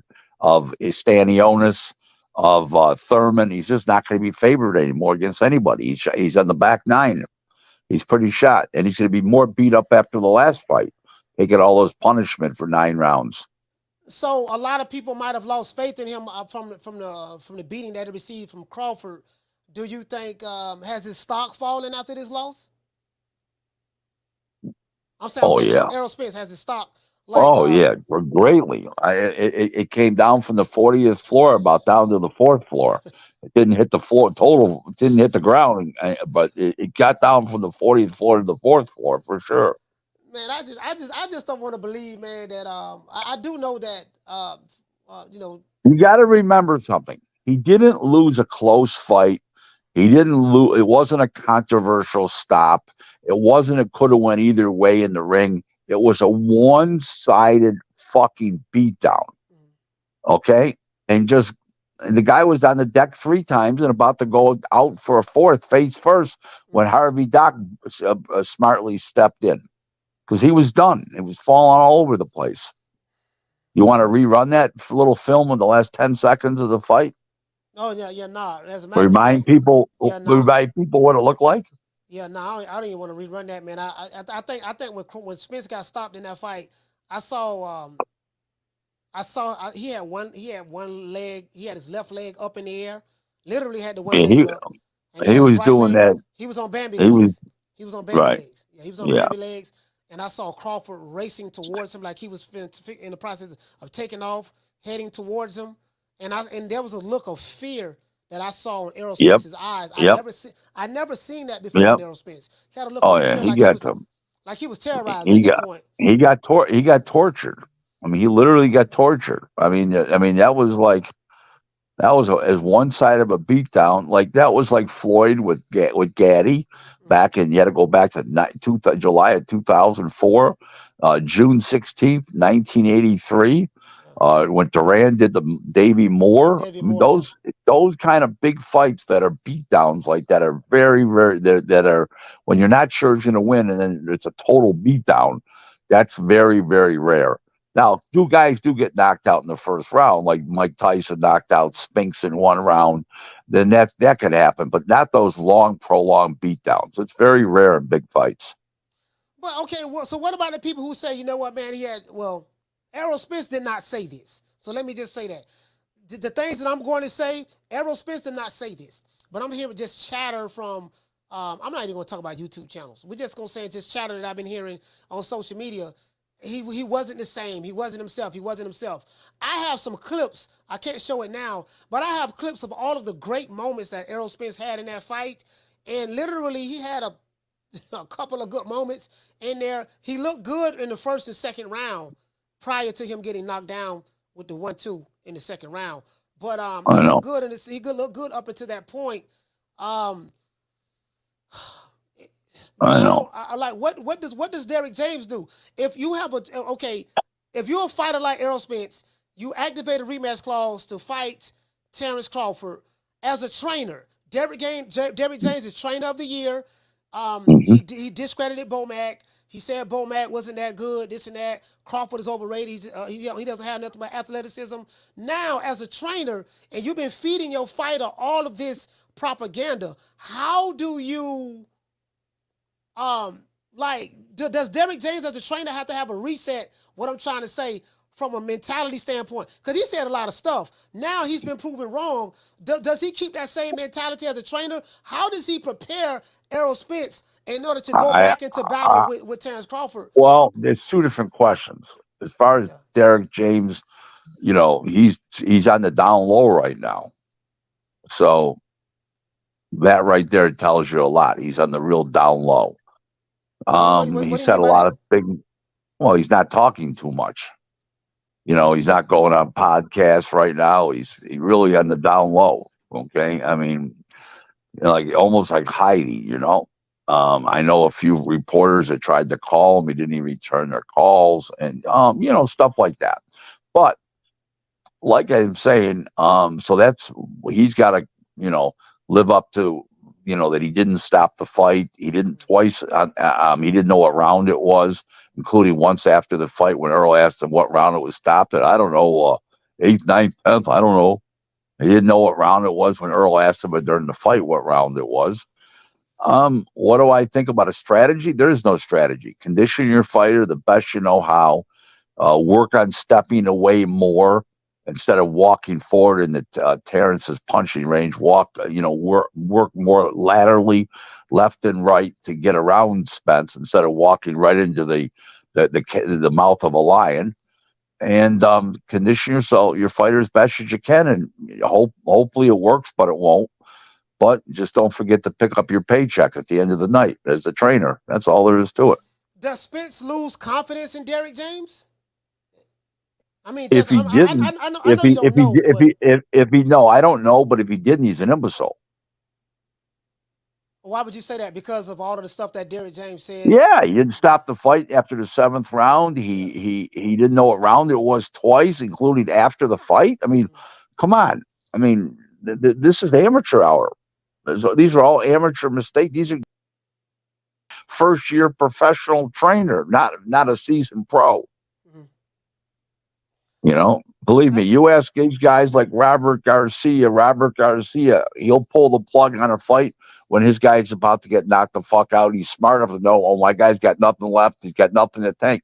Let me tell you a big mistake what's his name made. After the 7th round, during the 7th round, before he was knocked down twice. Twice, yeah.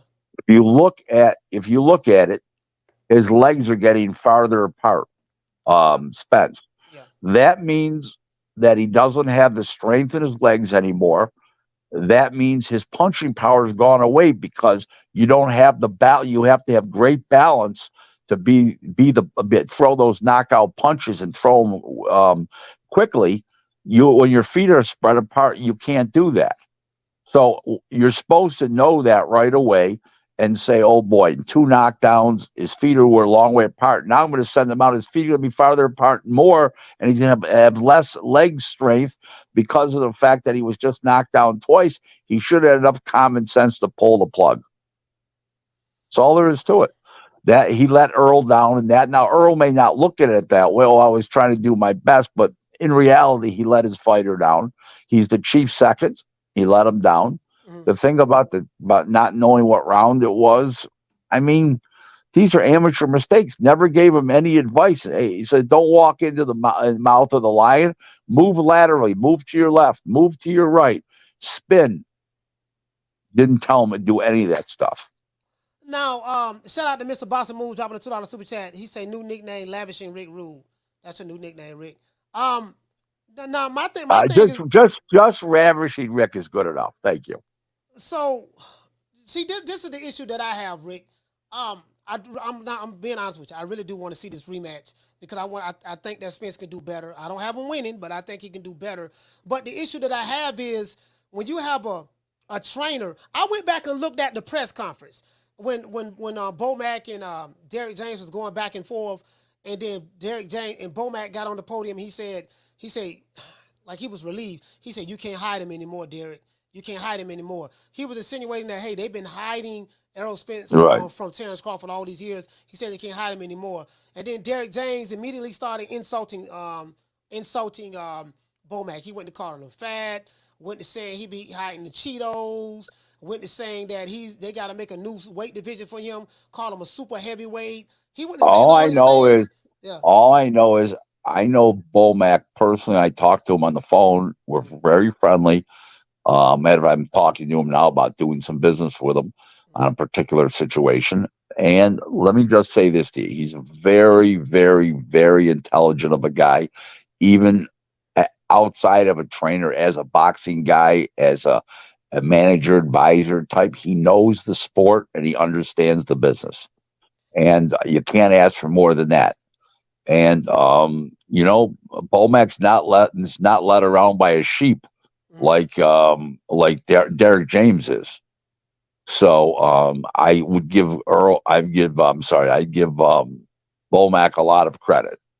He's a lot smarter than people would think he is. And this is coming from a 32-year-old boxing lifer, boxing in this business 32 years. I'm a boxing lifer, and I'm telling you that. So there you go. So my thing is this. I said that Derek James is very, very arrogant, very dismissive. I feel that because of that arrogance and dismissiveness, that might have played in part in his negligence as a trainer in order to get his fighter properly prepared for the task at hand. Because I'm just saying, I'm only going by what Derek James said out of his mouth. I'm not going by what nobody else said. I'm going by what he said publicly out of his mouth. He didn't think highly. He didn't really think that highly of Crawford. He said he's an athletic fighter, but what happens when he loses athleticism? He ain't faced a fighter like Errol Spence. Spence is the bigger, stronger guy. Everything turned out to be everything you just said turned out to be opposite fight night. Yeah. You're right about that. That switch hitting, that stuff overrated. So I am of the mindset, based on what Derek James said in the lead up to the fight, that he trained this fighter based on his mentality or how he felt about Bomac, how he felt about Crawford. And this fighter came in there probably with the wrong game plan. He probably felt like, look, man, you can just go in there and fight him the way you fought Ugas, the way you fought Danny Garcia, fight him the way you fought those other dudes. And then I think that it was kind of like a culture shock to Derek James. He was very, very shocked and surprised. That's why I asked you, do you think that, like, how does Derek James recover from that after all the stuff that he said about Bomac? How does he recover from that? Well, on the internet now they call him mumbles. Yeah. They never used to call him mumbles. Now they call him mumbles. So maybe he got some issues himself. Terence Crawford said that night that Derek James got out coached. He said that, hey, listen, man, and he still showed Derek James respect. He said that Derek James is a great trainer. I would never disrespect him, but he disrespected my trainer, Bomac. He disrespected Bomac. He said that night he got out coached. He kept telling his fighter to do the same thing, step to the side, and he said that night he just got out coached. That clearly wasn't working. It was a great interview. They asked him some really, really good questions. He got out coached that night. Trainer of the year. What, if any, what adjustments? We always ask about what adjustments that the fighter can make. What adjustments that Derek James can make in preparation for the rematch if it happens? I don't know. I mean, I'm not in the camp training with him, so I don't know what he's teaching the guy.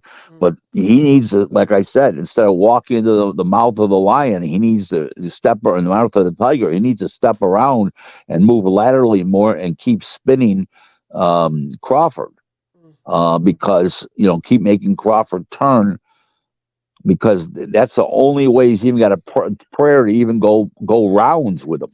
Because here's what's going to happen in the rematch.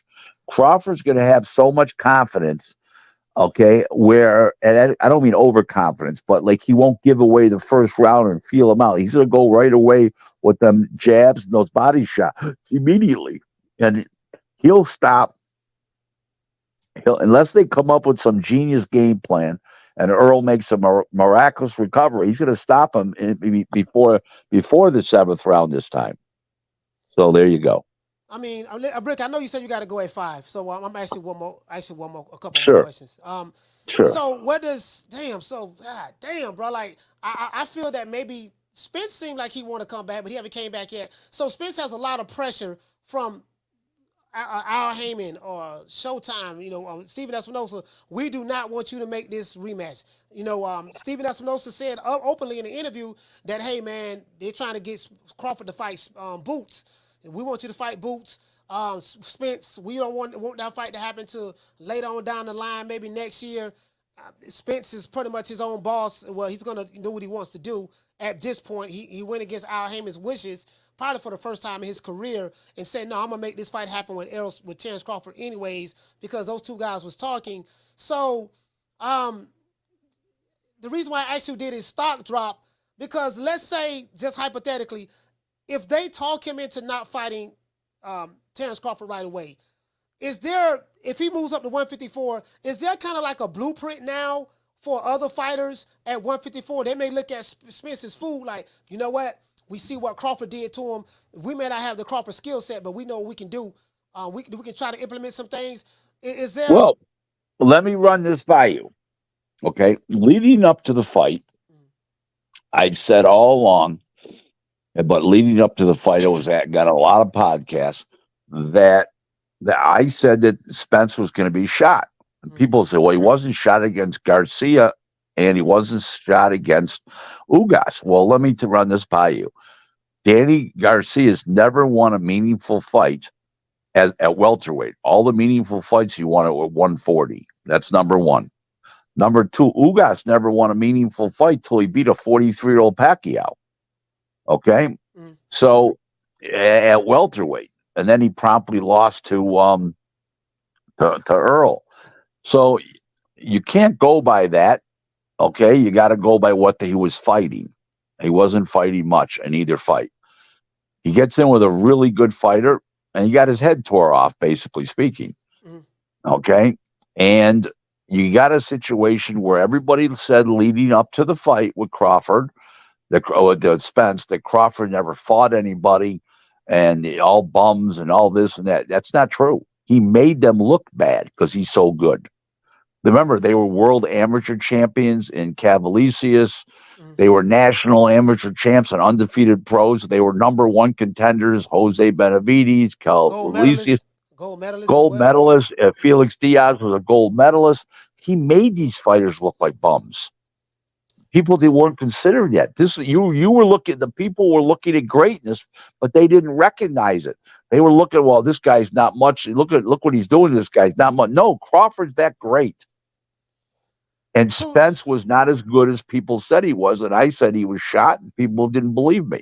My only question to the boxing public is, all the boxing enthusiasts out there, is when am I going to start to get the credit that I deserve when everybody's always insulting me and doing all kinds of wacky shit? Jesus Christ! I get a lot of credibility from quality people that are in the business. I have 47 clients, but I get no credibility from the general boxing enthusiast. It's sort of funny. Rick, are you a narcissist, Rick? Oh, yeah, absolutely.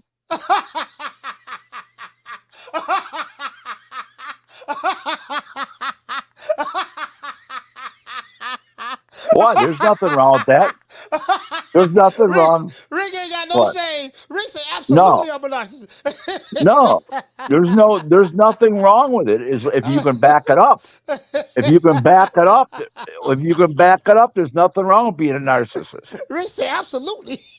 Rick, you said it with pride too. Rick say absolutely I'm a narcissist. Absolutely. What do you think? Hey, that's what I like about you, man. One thing about you are honest. Well, you are honest mofo, boy. People may not like it, but you honest as hell, man. Rick, man, I'm gonna let you go. I know you got business to take care of at 5. I really appreciate you stopping by, Rick. We gonna do it again next week. Okay, everybody, it was great to be on the show today. If you want to follow me on Twitter, it's at Real Rick Glazer 1, and I have a verified account. Got about 7,800 followers, and you can be another follower. What's so funny? No, I'm just laughing, brother. It's just the way you say it. Just the way you say it. You say absolutely. Yeah. How about let me make it even better. Unequivocally. All right, Rick, man. I'm gonna holler at you, man. Let everybody know how they can get in contact with you before you go. At Real Rick Glazer 1 on Twitter. Okay. And my website is glazerboxing.com, but it's just my phone number's on there, my email address. Anybody needs to contact me. Thank you. Bye-bye. All right, now. Rick, salute, man. Hey,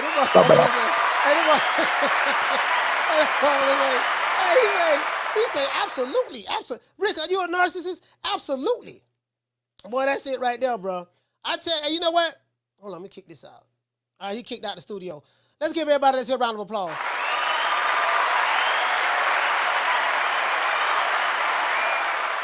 That's one thing about me, boy. I respect honesty. Anybody sitting here watching the show, don't want to hit the like, but we got over 800 in here in less than We got half the likes. We do have half the likes, but we got to get the likes up. If you watching this show, hate watching, don't want to hit the like button, Riley, get him. Fuck you. Fuck the plane you flew in on. Fuck them shoes. Fuck the socks with the bell on it. Fuck them cheap ass cigars. Fuck your yuck mouth teeth. Fuck your hairpiece. Fuck your chocolate. Fuck Guy Ritchie. Fuck Prince William. Fuck the Queen. This is America. My president is black and my Lambo is blue, nigga. Now get the fuck out my hotel room. And if I see you in the street, I'm slapping the shit out of you. Jamie Rivera said he just like Floyd, coach. Absolutely. Floyd Mayweather is definitely a narcissist. Floyd Mayweather is definitely a narcissist. Floyd Mayweather, like the narcissists, they really think, they really think high of themselves. When I'm gonna get credit for this? When you gonna give me credit for that? Well, I said this, I said that. I mean, that's what they do. You know what I mean? But I respect it though. I like people who are honest. You get what I'm saying? I really do like people who are honest. And I got thick skin, so it is what it is. Phone lines fixing to get ready to drop. Y'all know what time it is. Shout out to Gloria Day and the Maddie set trip. Gloria Day and the set trips. These niggas don't play. These niggas don't play. We don't play. You ain't heard. They be tripping. We be tripping. So they swerving on. We swerve on. No faking and no snitching.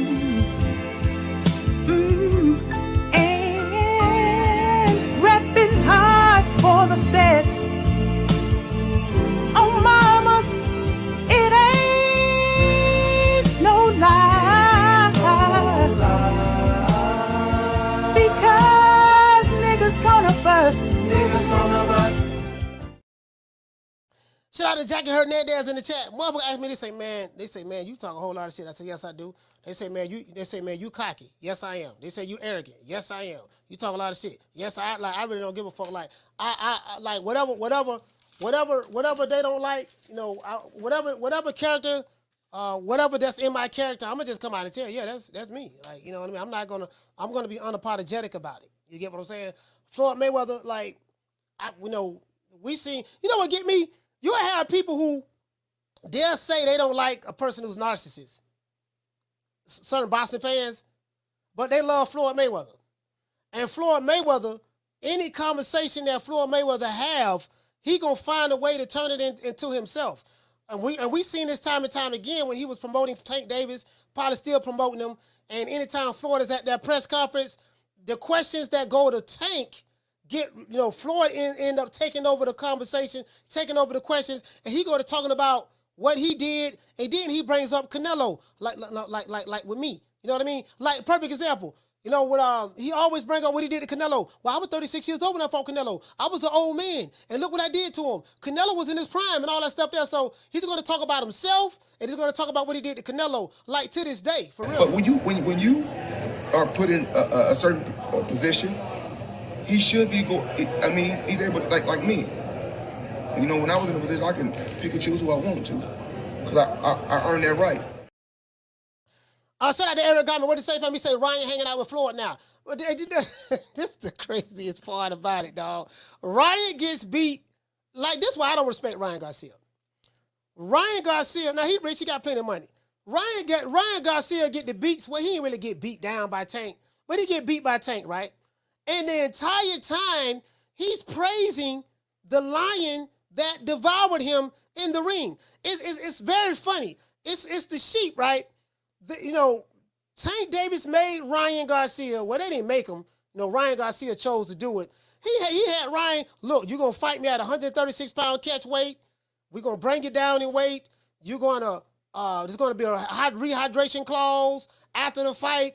Your baby mama got to spend the night with me at my house, the night before the fight. Your sister got to come over here as well 2 weeks before the fight. Your side piece, the other girlfriend that you got to make sure that she go to Floyd house. Like he conceded to everything just to get in the ring with Tank. And they made mockery of him. Man, that dude, he signed off on everything like a fool. But then he turned around. It's like Stockholm Syndrome. Then he was victimized by Tank Davis. And then after the fight, he ended up falling in love with the victim. True. Now he's over there with with Floyd Mayweather, Mayweather Promotions. He's want to be friends with Tank. I'm hearing he's hanging out with Tank. I'm hearing he's watching Tank's car. He's calling Tank on the phone. Hey, buddy, Tank, how you doing? Oh, man, this is Ryan, man, King Rye. You know that was a great fight, Tank. I really love the fact that, what we was able to do. We made history, buddy. I'm training with Floyd Mayweather now, your mentor. And, bro, it just looks strange to me.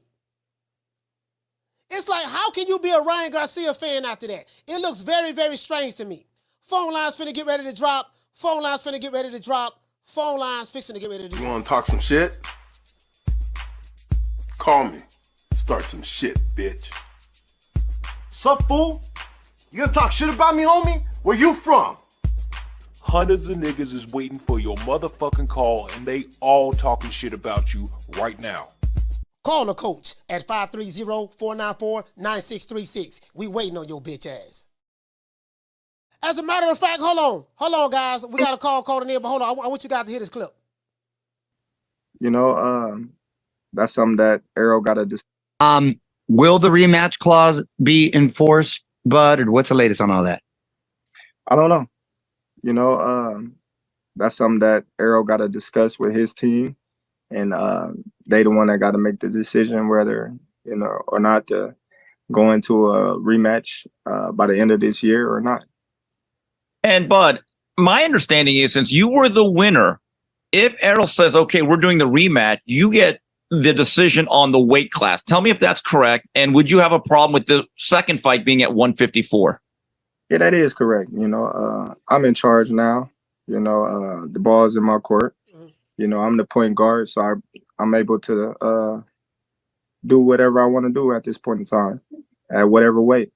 Hey, it's Steve Kim. Watch the full episode for free on YouTube or stream the podcast live on all major platforms. The 3 Knockdown Rule with Steve Kim and Mario Lopez. I think I dropped that link already. Let me drop the link again. So you're hearing it from Terence Crawford. He's like, listen, man, right now the ball is in this court. Terence Crawford still doesn't know if Errol Spence is gonna exercise that rematch. He don't even know.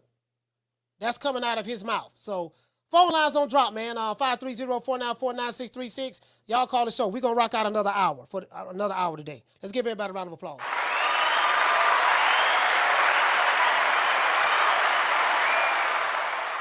Shout out to Ellie Maddox. Hey, okay. Dropping that quarter of a dub on your boy. Hey, Leroy. Super chat received. Playtime's over, boy. What did it say, fam? He say Nello said that he'd fight EJ, but when Bud called out winner of Charlo Nello, the Ginger Duck said he won't fight Bud. Duck Nello again came with his sorry excuses. Damn, Allen boy. Allen, what the guy? Allen don't play, boy. Allen don't play. You know what, Allen? I gotta go back and listen to that interview again, fam. I think he said he'll fight him now. I'm not sure, but I think he said he'll fight him if Crawford come to 168, unless he changed his mind after that. I'm not sure, but let me pull that interview up, Allen, and I'll let you know. Caller, what's your name? Where you calling from? Hey, it's L from Kansas City. L from Kansas City. Talk to me, fam. Somebody just came up with a scenario to me, and I want to pitch it to you. If Crawford goes up and fights Canelo at 168 and beats him, do you think that will bring Floyd Mayweather out of retirement because it'd be too much for his ego? Nah, Floyd Mayweather's what? I'm 49. Floyd Mayweather's 45 years old. I don't foresee him coming out of retirement to fight Crawford. I don't see that at all. He'll get killed. That's my thought, but someone brought it up to me. And they said his ego is just so big. They said the fact that Crawford would have been undisputed at that point 3 times in 3 divisions, that would be too much for Floyd's ego to be compared to being less than another man while he's still alive. I be personally, fam, I think that's a reach. I don't think Floyd ain't coming out of retirement to fight no. You get what I'm saying? Like that just, and all of this stuff is just hypotheticals and speculation. Like I know that Crawford is serious about wanting to fight the winner of Jermell Charlo and Canelo, but whether that fight materializes, I don't know. I do know that on that podcast, he did say that he only have maybe a couple of fights left in him, something of that sort. They did ask him, how long do you see yourself fighting? When do you see yourself retiring? I think Mario Lopez asked him that. that was on the 3 Knockdown Rule podcast, and he said that he don't see himself fighting that long. He don't have that many more fights left. He's about ready to ride off into the sunset. But he is looking for that mega fight. So, you know, hell, if you're gonna go out with a bang, why not go out with Canelo if you can land that fight? Win, lose, or draw. And he's dead serious because Mario Lopez is like, man, that's 20 pounds, man. You really think you can beat Canelo? And I think he kind of doubted Crawford, and Crawford had a serious look on his face, like he said, that's crazy. He said, why you think that's crazy? Like, you know, like he like really entertaining like this, like he dead ass serious. So we'll see what Al Heyman not Al Heyman, but Showtime and those guys can come up with. Maybe they can make it happen, but as of late, the Floyd Mayweather ain't coming out of no retirement to fight no doggone Terence Crawford. If you know, Floyd ain't fight no risky fight like that at 45 years old. Hell no, I don't believe that. It was brought to me. I was like, let me take it to the coach. Yeah, all right. No, I don't think so, fam. Shout out to L, man, Kansas All City, right. man. Salute to you, brother. Appreciate it. Yes, sir. Yeah, hell no.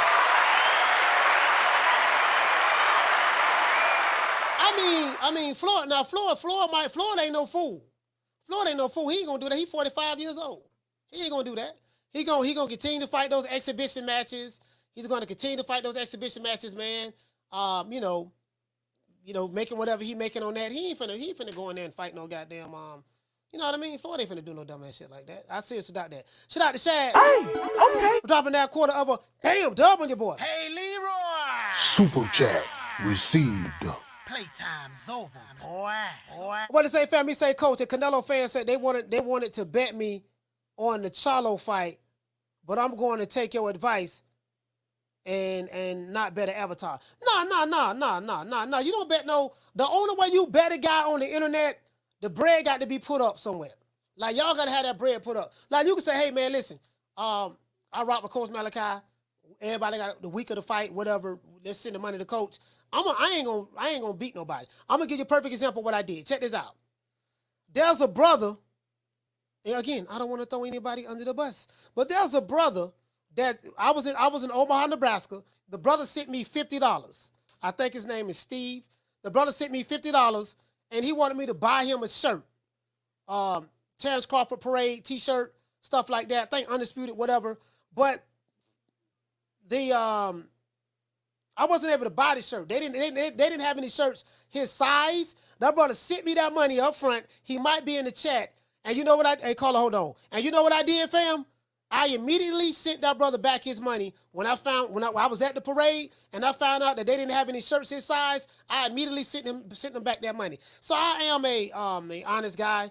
Jamie Rivera sent me $200 one time on accident. He did not mean to send me $200 on the Cash App. He say, Coach, I sent you $200. I sent you more money than I wanted to send you. You know what I mean? And I said, okay, no problem, fam. I immediately sent it back to him. I have witnesses in the chat. True. So if they serious, I could be the middleman. They can send the bread to me. I leave it in the Cash App. And then, we can do it like that. Caller, what's your name? Where you calling from? It's Jerry from Baltimore. Jerry from Baltimore. Talk to me. If I was Canelo, I wouldn't fight him. I just wouldn't fight him. It's just like Canelo said. If he beats him, he's not going to get credit for it. And worse yet, if he loses to him, that's going to look real bad. It's going to look real bad. As good as Bud is, he's still moving up 3 weight classes. That's unprecedented. And Bud Crawford said the same thing about fighting Tank. He said, if I beat him, I won't get credit for it. And, maybe money could be the persuader, but you have to figure in that, Canelo's made probably $500 million in boxing. He gets $40 to $60 million each time out, and that's been the case for a while now. So in order for the money to sway, probably going to have to be, I don't know. I mean, maybe the money would do it. I just don't. And I heard Canelo say, he doesn't think he would get credit if he beat him. So, and I don't know with Bud Crawford. Bud, for the longest time, he was asked, he'd been getting asked about Canelo, and he was pretty much resolute. He said, nah, he's too big. He fights at 68. He's even fought at light heavyweight. No. Now, he must have just had a real change of mind, because now he's saying just the opposite. Yeah, yeah. I mean that is. I know people would say that is a contradiction, but he changed his mind for whatever reason. Because literally, from one, heard a couple of interviews. He said there was weight classes for a reason. He said it on the Breakfast Club. He said it on several different interviews, media circuits that he'd been on. And then I think the last interview he had, I think when he went back to the Breakfast Club, he was like, "Yeah, I'll fight him at 168." He like literally changed his mind. So it is what it is. We'll see, man. Right now, all this stuff is hypotheticals, possibilities. Like, man, we won't know until we know. So. Yeah, that's true. And you know what? And it's okay to change your mind. He's human. Yeah. He might have got that check from that pay-per-view and said, "Damn, this is what the big time looks like. I'll take some more of that if I can get it." Because let's be honest, if Charlo wins against Canelo, it's going to be a rematch. There's not going to be a fight there. But if he loses, right. And if he loses, like Bud Crawford's saying, he'd be coming off a loss. And I've been telling folks in the last couple of weeks, that fight's not going to be that big if Charlo coming off a loss. Unless he does real good. And if he does as good as he needs to do for the fight to be marketable with Bud, then it probably would be reasonable to have a rematch with Canelo, because that's how good he's going to have to do, in my opinion, to still lose, and then that Crawford fight be big. But if he gets stopped, I mean, who? It's just hardcore fans will buy it probably. I'll probably will watch it, but I don't think it would be a big fight. So if you look around the landscape, who's the big money for Bud? There is nobody really other than Crawford. No, other than Spence. Tank ain't moving up. Tank say he'll touch Terence Crawford's chin, but I don't see him breaking his neck to move up to fight him next. So we know that's just talk. But let me hey, all right, Jerry, I'm gonna let you go. All right, I got him. Oh yeah. All right. Shout out to Jerry for being there. Hey, hold on, guys.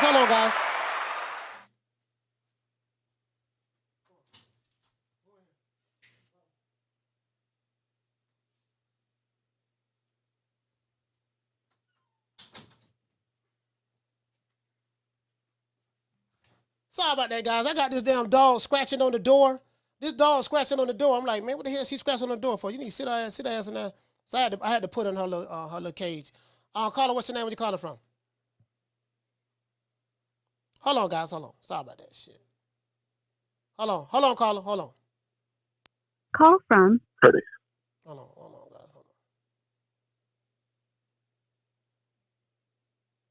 Caller, what's your name? Where you calling from?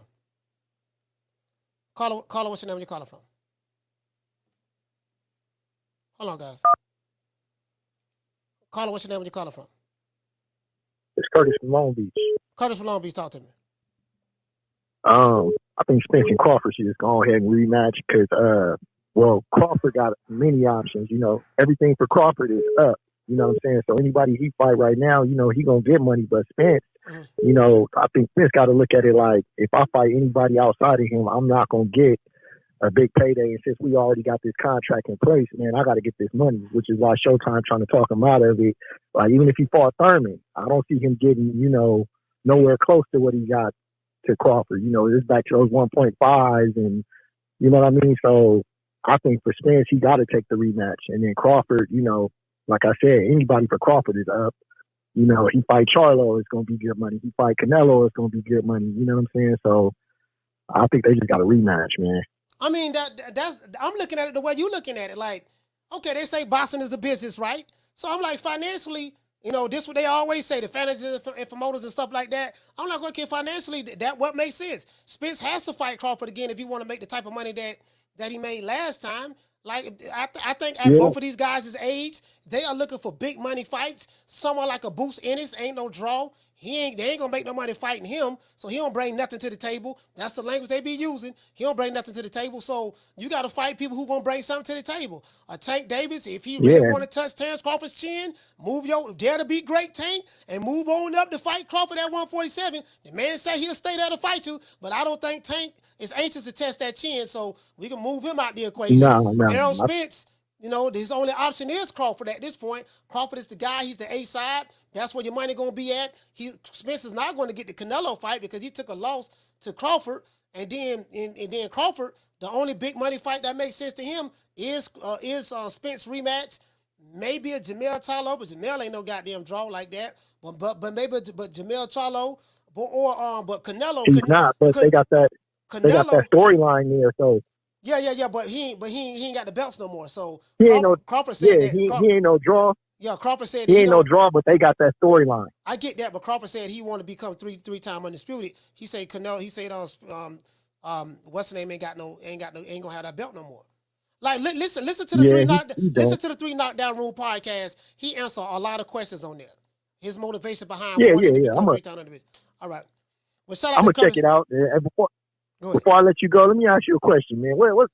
Man, your boy Thurman should just retire. Don't you think so? Because he was supposed to fight Ugas, and now, you know, he done probably talked himself out of that. Now Ugas is on the undercard of a fight coming up, so it's like, what is Thurman gonna really do? Man, I'm not thinking about Keith Thurman. As far as I'm concerned, he's not a fighter anymore. I ain't thinking about Keith Thurman. I'm focused on the fighters who fighting. The hell with Keith Thurman, and he from the Bay. I don't give a damn about Keith Thurman. Fuck Keith Thurman.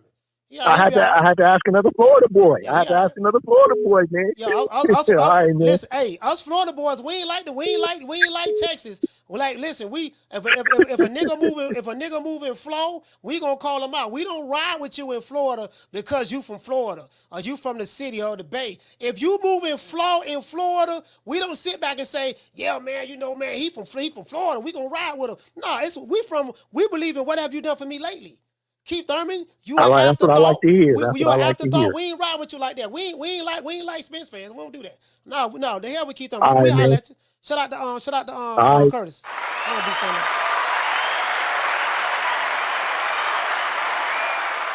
Yeah, we don't do that here. Hey, shout out.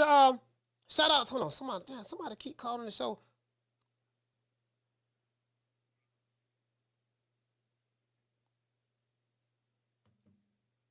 Caller, hold on. Shout out to Deal. Hey, okay. Dropping that quarter of a dub on your boy. Hey, Leroy. Super chat received. Playtime's over, boy. He said Ryan Garcia is the ultimate war bride of Tank Davis. He can't overthrow the warlord, so he's just a side piece. Yeah, I mean it's crazy, man. Like it's crazy.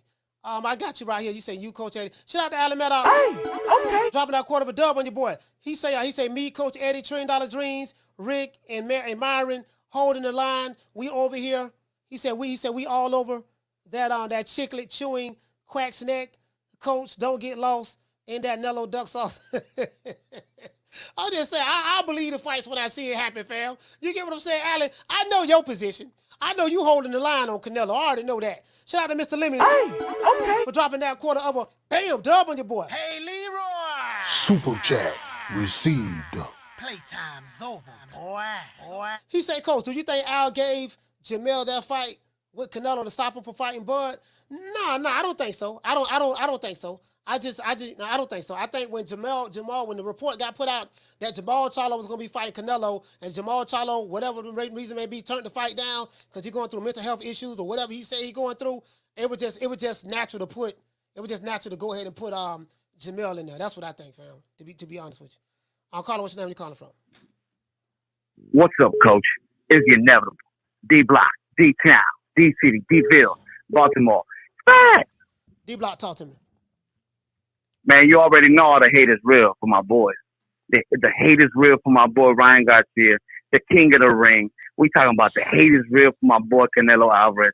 I mean, like they say, Coach, y'all both holding the line. Y'all holding the line to hate on my boys. But guess what, Coach? How come ain't nobody hating on Tank Davis? How come ain't nobody talking noise about Tank Davis? How come nobody's doing anything about Tank Davis? Homie can't make no moves without somebody telling him he got to make a move. He ain't his own boss. I don't care what they say. Ryan Garcia made more money than him in the own fight, and he was supposed to be the A side. Well, guess what, Tank Davis? You don't want to go up 2 divisions up and fight the number 1 pound-for-pound fighter in the world, which is Terence Bud Crawford from Nebraska, where Mr. Coach Malachi was at the parade, and he had his fist there and said he's ready. We took it down. We did it. So you telling me there ain't no hate for... Oh, no, listen. For the wannabe, Baltimore wannabes, great son? This is the problem. Let's go with facts, Coach. Bring it. This is the facts. Ryan Garcia talked all that trash, right? Then he complained about, he went against he did the same thing Errol Spence did. He went against his handler's wishes. His promoter, they told him, hey, look, man, you shouldn't take that fight.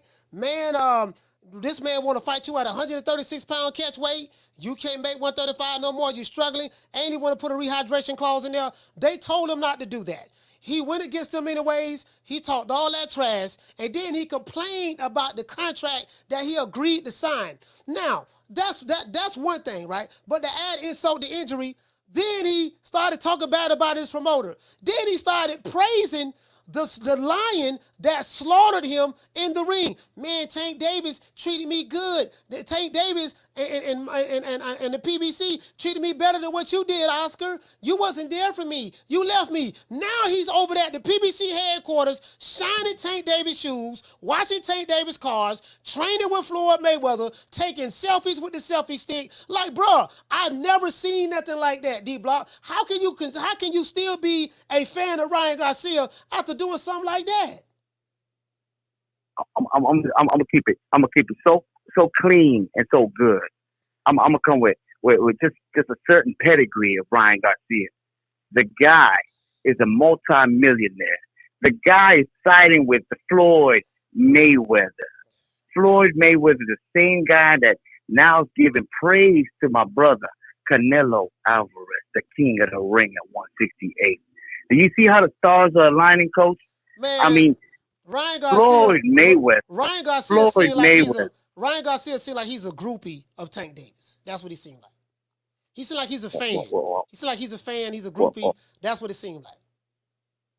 I mean, maybe at the end of the day, Coach, they end up having conversation. They end up talking. We do know that Tank Davis likes to be around a lot of men. He likes to wrap himself around a lot of that kind of style. But at the end of the day, like I said, Coach, I need to see where is the hate. I didn't give you your answer that you wanted because I still got to think about it. I got to think about it. But when I do come with Tank Davis, Coach, I mean, where is the pressure for him to go up 2 divisions to say all that smack talking that he was talking about Terence Crawford, but he can't back it up. He's not even real champ. His fans, Tank Davis fans don't hold him to a different standard. You know that. He ain't gonna do that. Yeah, but exactly, because like I always said this, Baltimore, and I'm gonna let you go because I know a lot of people coming. Baltimore, listen to what I gotta say. You listening to a false prophet, man. The guy ain't even a real champion, and he trying to check. He talk a lot and he don't do a lot. So at the end of the day, he'll never fight Terence Crawford because he ain't that type of man. D-Block, D-Town, D-Ville, Baltimore, stand up. Shout out to D-Block. I had somebody tell me, they say Terence Crawford, they said Coach Malachi they say Coach Malachi is a Ryan Garcia hater. You know what? I'm gonna embrace the hate. Hey, I'm gonna embrace the hate. True. Hey, you know what? True. I'm gonna just embrace the hate. That's what I'm gonna do. Here you go, right here, guys. You don't want boxing to retire. You want to retire from boxing. How much longer would you like to stay in the game and be competitive? Not much longer at all. I don't know. Right now, I'm still wishy-washy. I don't know where my career is going. I for sure want the Canelo fight. I for sure want the Charlo fight. But I got obligations with the Spence fight as well. That's another fight that's intriguing. But outside of those 3 opponents, there's nothing for me to do in the sport of boxing anymore. So my sight is on, the big fights. I believe if Canelo beats Charlo, that's the next fight to be made. Man, shout out to Mario Lopez and Steve Kim, man. This is a great interview. As a matter of fact, let me drop this link. Y'all please go check this out. The first half of the interview is with Victor Conti. The second half of the interview is an hour long. The second half of the interview is with Terence Crawford. So This is a great interview they gave, man. Crawford gave some insight. You heard it from the horse's mouth. They asked him some hell of a questions. Let's hear that one more time. Let's hear that part one more time. You've always said you don't want boxing to retire. You. Hold on. Somebody call him, but I ain't answering the phone right now. Hold on. Try this again. Hold on. I know you've always said you don't want boxing to retire. You want to retire from boxing. How much longer would you like to stay in the game and be competitive here? Not much longer at all. You know, I don't know. Right now, I'm still wishy-washy. I don't know where my career is going. You know, Somebody keep calling. I ain't answering the phone right now. As a matter of fact, let me remove the phone lines right now. I know you've always said you don't want boxing to retire. You want to retire from boxing. How much longer would you like to stay in the game and be competitive here? Not much longer at all. You know, I don't know. Right now, I'm still wishy-washy. I don't know where my career is going. You know, I for sure want the Canelo fight. You know, I for sure want the Charlo fight. But I got obligations with the Spence fight as well. That's another fight that's intriguing. But outside of those three opponents, you know, there's nothing for me to do in the sport of boxing anymore. So my sight is on, you know, the big fights. I believe if Canelo beats Charlo, that's the next fight to be made. So there you have it right there. You heard that from Crawford. That's on the 3 Knockdown Rule podcast. I did just drop the link. In below. Phone lines open, man. 530-494-9636. Any consideration? I know Canelo was the name that was popped out there. Would you ever even entertain going? Because I don't think that he's a thick little. Hold on. Let's go right. We're going to get back into that. Shout out to Jackie Hernandez. Hey, okay. Dropping that quarter of a Unknown caller. dub on your boy. Leroy. Super chat received. Playtime's over, boy. Shout out to my sister Jackie Hernandez for dropping that quarter of a dub. And shout out to you, sis, man, for renewing your membership. Shout out to Shad. Hey, okay. For dropping that quarter of a dub on your boy. Hey, Leroy. Super chat received. Playtime's over, boy. What you say, fam? You say, Coach, I showed up late. Did you touch on the back and forth between Bud and Gary Russell Jr.? No, I didn't touch on the back and forth between Bud and Gary Russell Jr. I mean, there's really nothing to talk about. Gary Russell Jr., that's been talked about, but Gary Russell Jr. ain't fighting nobody. We know he ain't finna fight no Terence Crawford. We heard about when he stole the man, snuck the man, and when they was in the Olympic trials and all that stuff there, we heard about that. Gary Russell Jr. just capping. He ain't gonna do nothing. He can't beat Mark Masayo, so he gotta focus on beating Mark Masayo. We know that. He just talking. We know ain't nothing gonna happen to that. I didn't know Gary Russell Jr. I didn't know he was still a fighter, to be honest with you. Caller, what's your name when you calling from? Clemente Solis, Long Beach, Cali. Solis, Long Beach. Hold on. Down from the bar, there's a platform stage. People pimping, sharp as razor blades. Go ahead, fam. Long Beach, talk to me. Okay, thank you. First of all, thank you for having me on the show. I appreciate your show. It's awesome. I always love it. You make me laugh like crazy, and I show my dad. It's awesome. I have Crawford as above everybody and all of them, right? But I don't feel, even though with the contract that he signed, I don't know the details of it, but maybe you can help me out with this. Is that I know he had the rematch clause with Spence, which couldn't expire, but afterwards, when I can assume that Canelo is gonna go through Jamel, even though Jamel is the most talented of the brothers. But let's say that happens. I just don't know if PBC is gonna really want to deal with Crawford unless he signs a multiple fight deal, and if Crawford's gonna fall for that one, you know what I mean? Because of the fact that if they're gonna give their cash cow Canelo to Crawford and have a possible, skill set wise, Crawford can handle it, but you know what I mean. I know they like to play that game of insurance wise. What's your take on that? Yeah, I'm not even entertaining that. The PBC, he has a 2-fight deal to fight Errol Spence. If Errol Spence chooses to activate the rematch clause, that'll be the 2 fights. If he chooses not to activate the rematch clause, Crawford can walk away scot-free with all of the belts. So that's the situation with that. I don't think that. They in the business of making big fights. You know, Showtime and Paramount are the ones that putting the money up for the fight. So whatever makes sense to Showtime and Paramount And whatever is going to pay Crawford the most money, I think that's what it's going to be. All the other stuff, I'm not even, I Right. think that's going to happen. I kind of feel that PBC or Showtime or whoever's the main bank has got to feed Crawford and give him back up that truck, you know what I mean, and lock him in and get some good fights out of him for the remainder of his years left in. All right. Well, did you hear Crawford on the Mario Lopez 3 Knockdown Rule podcast? Did you see that interview? No, I'm trying to go back and forth with two little girls right here, and I'm trying to go in, go out of your show. When you get an opportunity, go on look at the 3 Knockdown Rule podcast. They have an entire interview with Terence Crawford. All of the questions that you have, he answered them in that interview. Oh, okay. And one last real quick one, if you don't mind, with Ryan Garcia. Man, that guy is just something else, man. I definitely no longer a fan of him. And I was trying to he reminds me of a richer Victor Ortiz. You know what I mean? This is like somebody that we have high hopes for and stuff like that. And he's got the skill set, but makes more money because he's got the following. And then now he's just playing these games and stuff. I think it's more of just it's a comical game and stuff of tick for tat with him and Golden Boy Promotions. I don't know. It's kind of sad to watch. All right, man. Shout out to Celise, man, from Long Beach. Salute, fam. Long Beach, stand up. Yeah,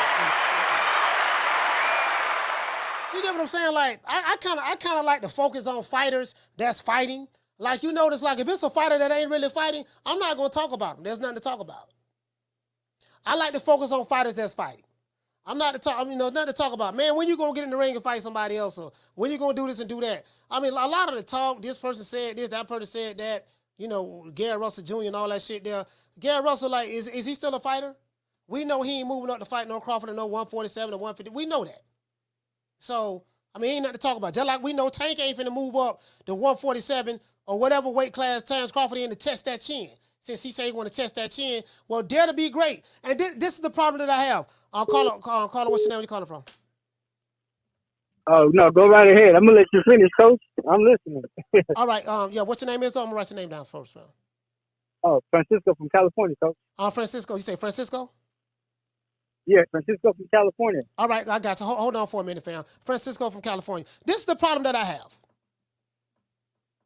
You have these guys, they'll hold, and I do agree with D-Block on this.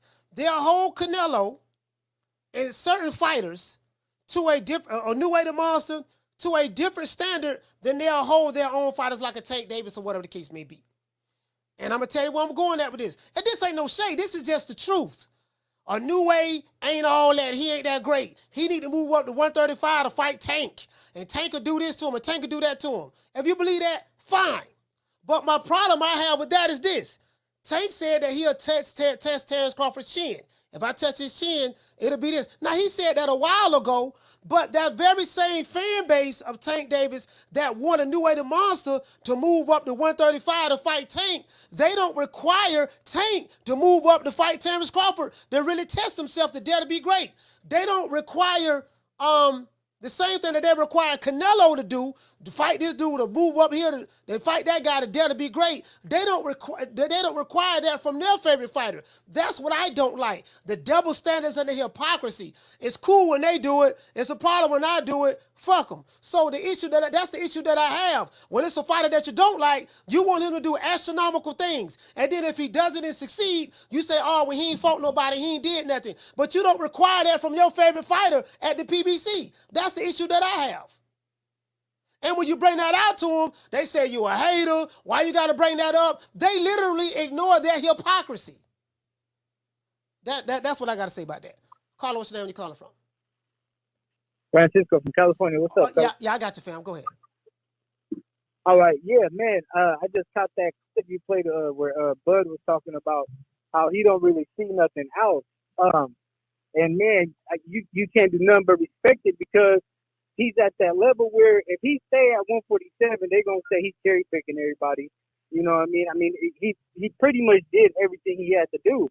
And I say that to say this, like, what really stood out to me was everybody, was talking about how he ain't fought nobody, but he took all the fights he could.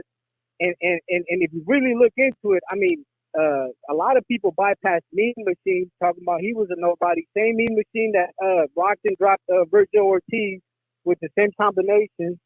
And then the what is it? The Jose Benavidez fight. Jose Benavidez looked like a middleweight against Bud Crawford in that fight. I mean, and he took the best punches from like some of the strongest guys. As far as power punching goes. So even the Sean Porter fight, if you compare Errol Spence and Bud manhandled in a lot of those clinches. He manhandled Sean Porter. So I just want to know what's your take on that one? How everybody just bypassed those type of guys in punches, Coach. Oh, that's easy. I'm gonna let you go, man. Shout out to Francisco from Cali. I'm asking you a question right now. That's easy.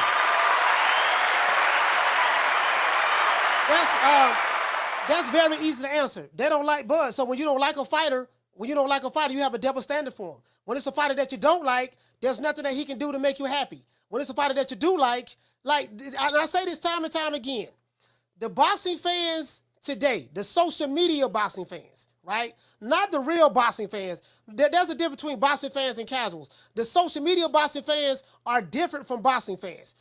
Social media boxing fans is about the popularity, who's popular, who's popping, who got the clout, who be in the club with the rappers, who be dancing,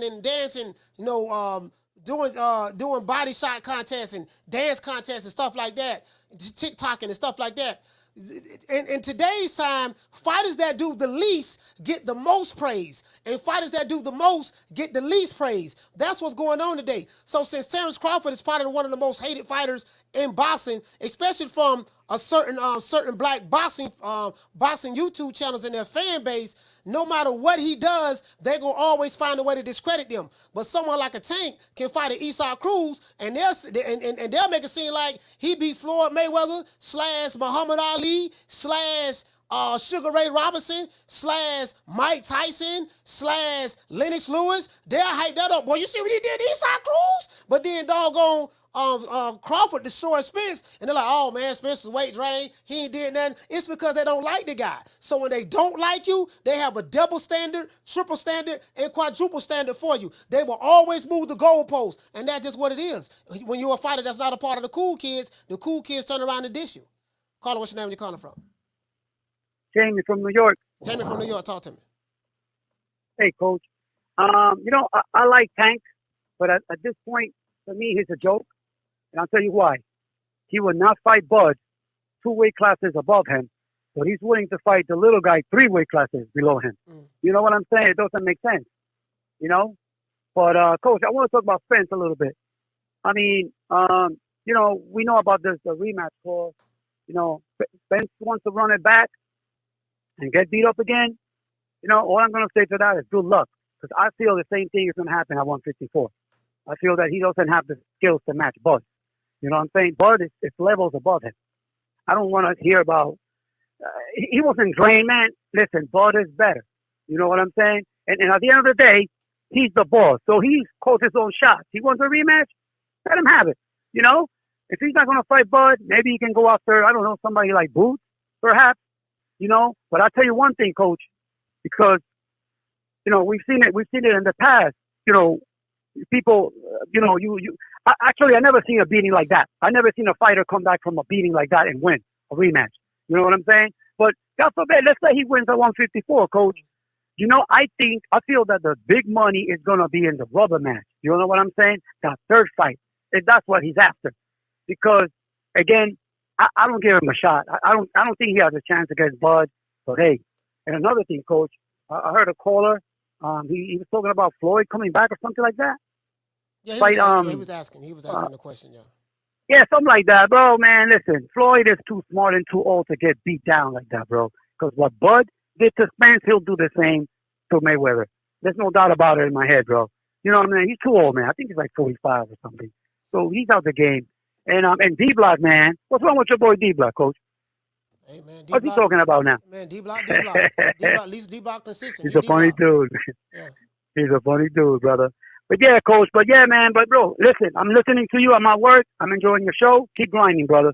All right, thank you for taking my call. Salute, fam.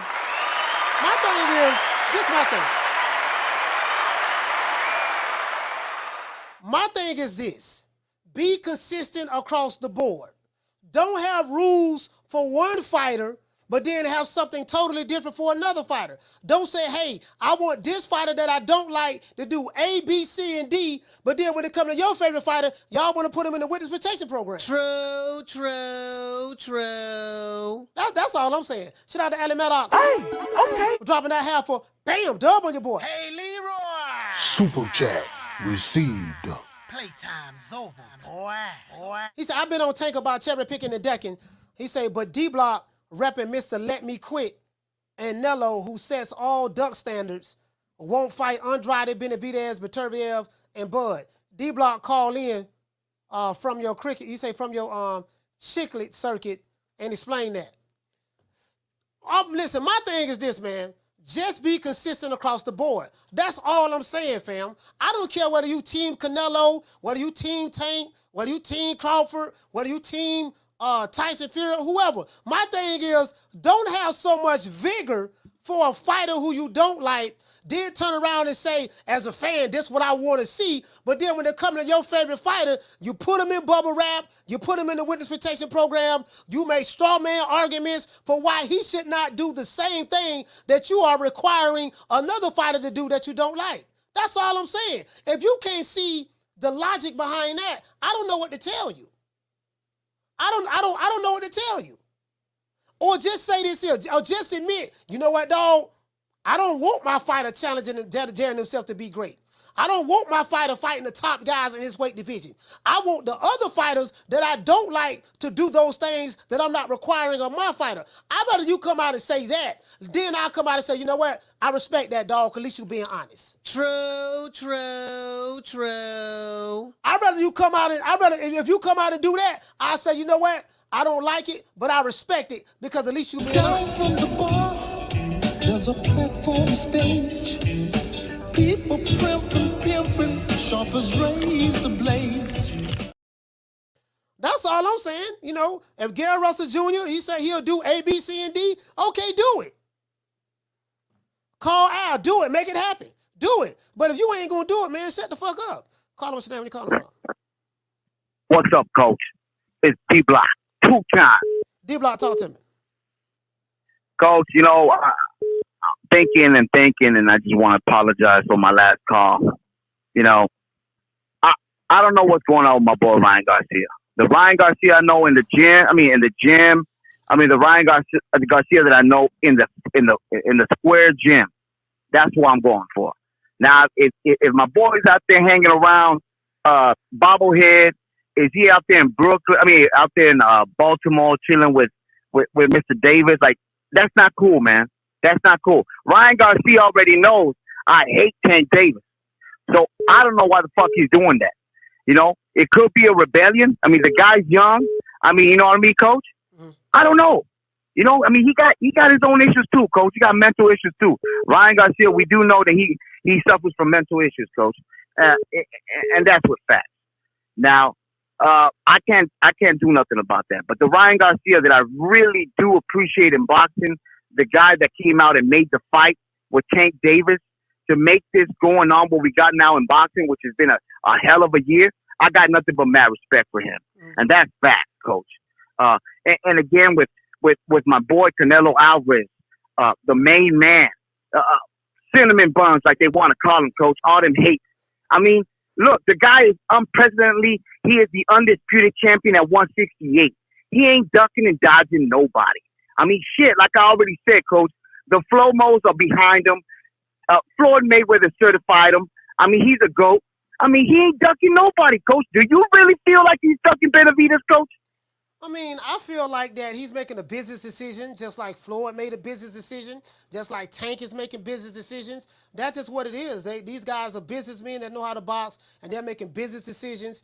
They're making sure that, they move very, very strategically to maximize the profits, make the most money without taking, the path of least resistance. So I feel like that. I feel like the top fighters, you have a couple of top fighters that really want that smoke, that's really want to fight the top guys and fight them, like the Crawfords and stuff like that, and the New Ways and stuff like that, and the Alexander Usyks and stuff like that. But there's only a handful. A lot of them just making business decisions. That's all. The top guy. I'm talking about the top guys. They just making business decisions. That's yeah. One more thing before I hang up, Coach, and I want to make it real clear, and that's okay because you know what I come with. You know, they come with hate with my boys. That's okay. But when you come with hate, come with facts, like I always say, Coach.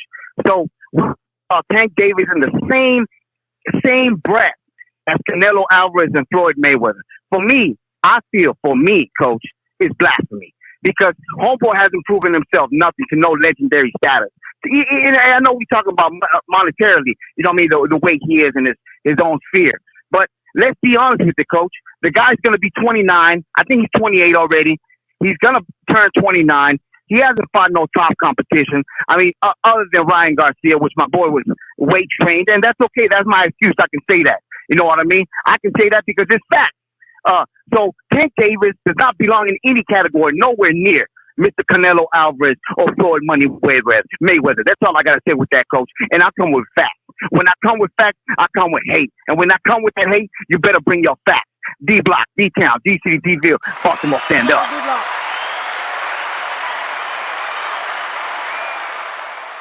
Again, my thing is this, dog. Stay consistent. Don't require nothing of Shakur Stevenson that you're not going to require of Tank Davis.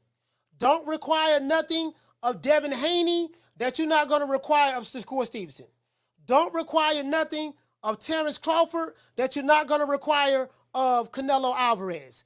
Don't require nothing of Canelo Alvarez that you're not going to require of a New Way the Monster.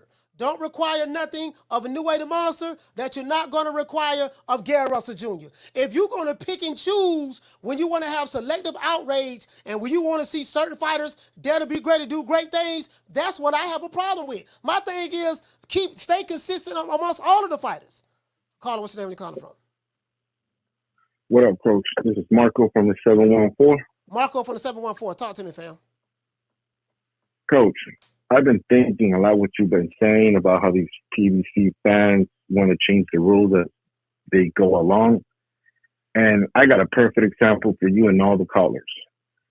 Have you ever dated that one chick that puts all these fucking rules, but then the shit don't apply to her? That's exactly what the fuck we're dealing with, Coach. Man, I mean, that's plain and simple. That's what it is. For real, though. For real. And as far as Bud Crawford, I don't know why everybody's so surprised that he changed his mind to go to 168. Bud knows the Canelo's going to walk through Charlo. And the moment Charlo takes that L, he loses all stock. I don't even know if he might even go back to 154 after that ass whooping that Canelo going to give him. So Crawford's looking at the situation saying, okay, he's not going to get past him. And to be honest with you, Coach, we're 5 days away from the 29th. Yeah, we're going to see. It doesn't look like Errol Spence is very eager to sign on that or press the issue on that rematch, Coach. I don't know if they've always said read the body language, but, I mean, dude hasn't come out and said one word, Coach. You know what, man? I mean, we're gonna find out. What's your take on that? I mean, he's actually on vacation. I was actually typing something in the chat. So he's on vacation, but we'll see what happens, man. I mean, again, his team is saying that they don't want him to take that rematch. Maybe he'll take it, maybe he won't. We will find out in a couple of days. Hell, even Terence Crawford said that he don't know what Spence is going to do. He haven't heard anything, so we'll find out. And one last thing, Coach. The other day, I was just going through some YouTube shit, and I came across that Crawford Gamboa fight. Oh man, Coach, I've been fucking with Bud Crawford since he beat the shit out of Brady's Prescott. And I was big on Brady's because he upset Amir Khan. And he was on the undercard of Bam Bam and that kid from Denver on the second fight. That's where I was introduced to Bud. It was somewhere around 2012. And then for all you Bud Crawford fans out there, you guys got to go back and check out that Gamboa fight. That shit is epic. I'm out, Coach. Thank you. All right, salute, fans. Shout out to Marco from the 714.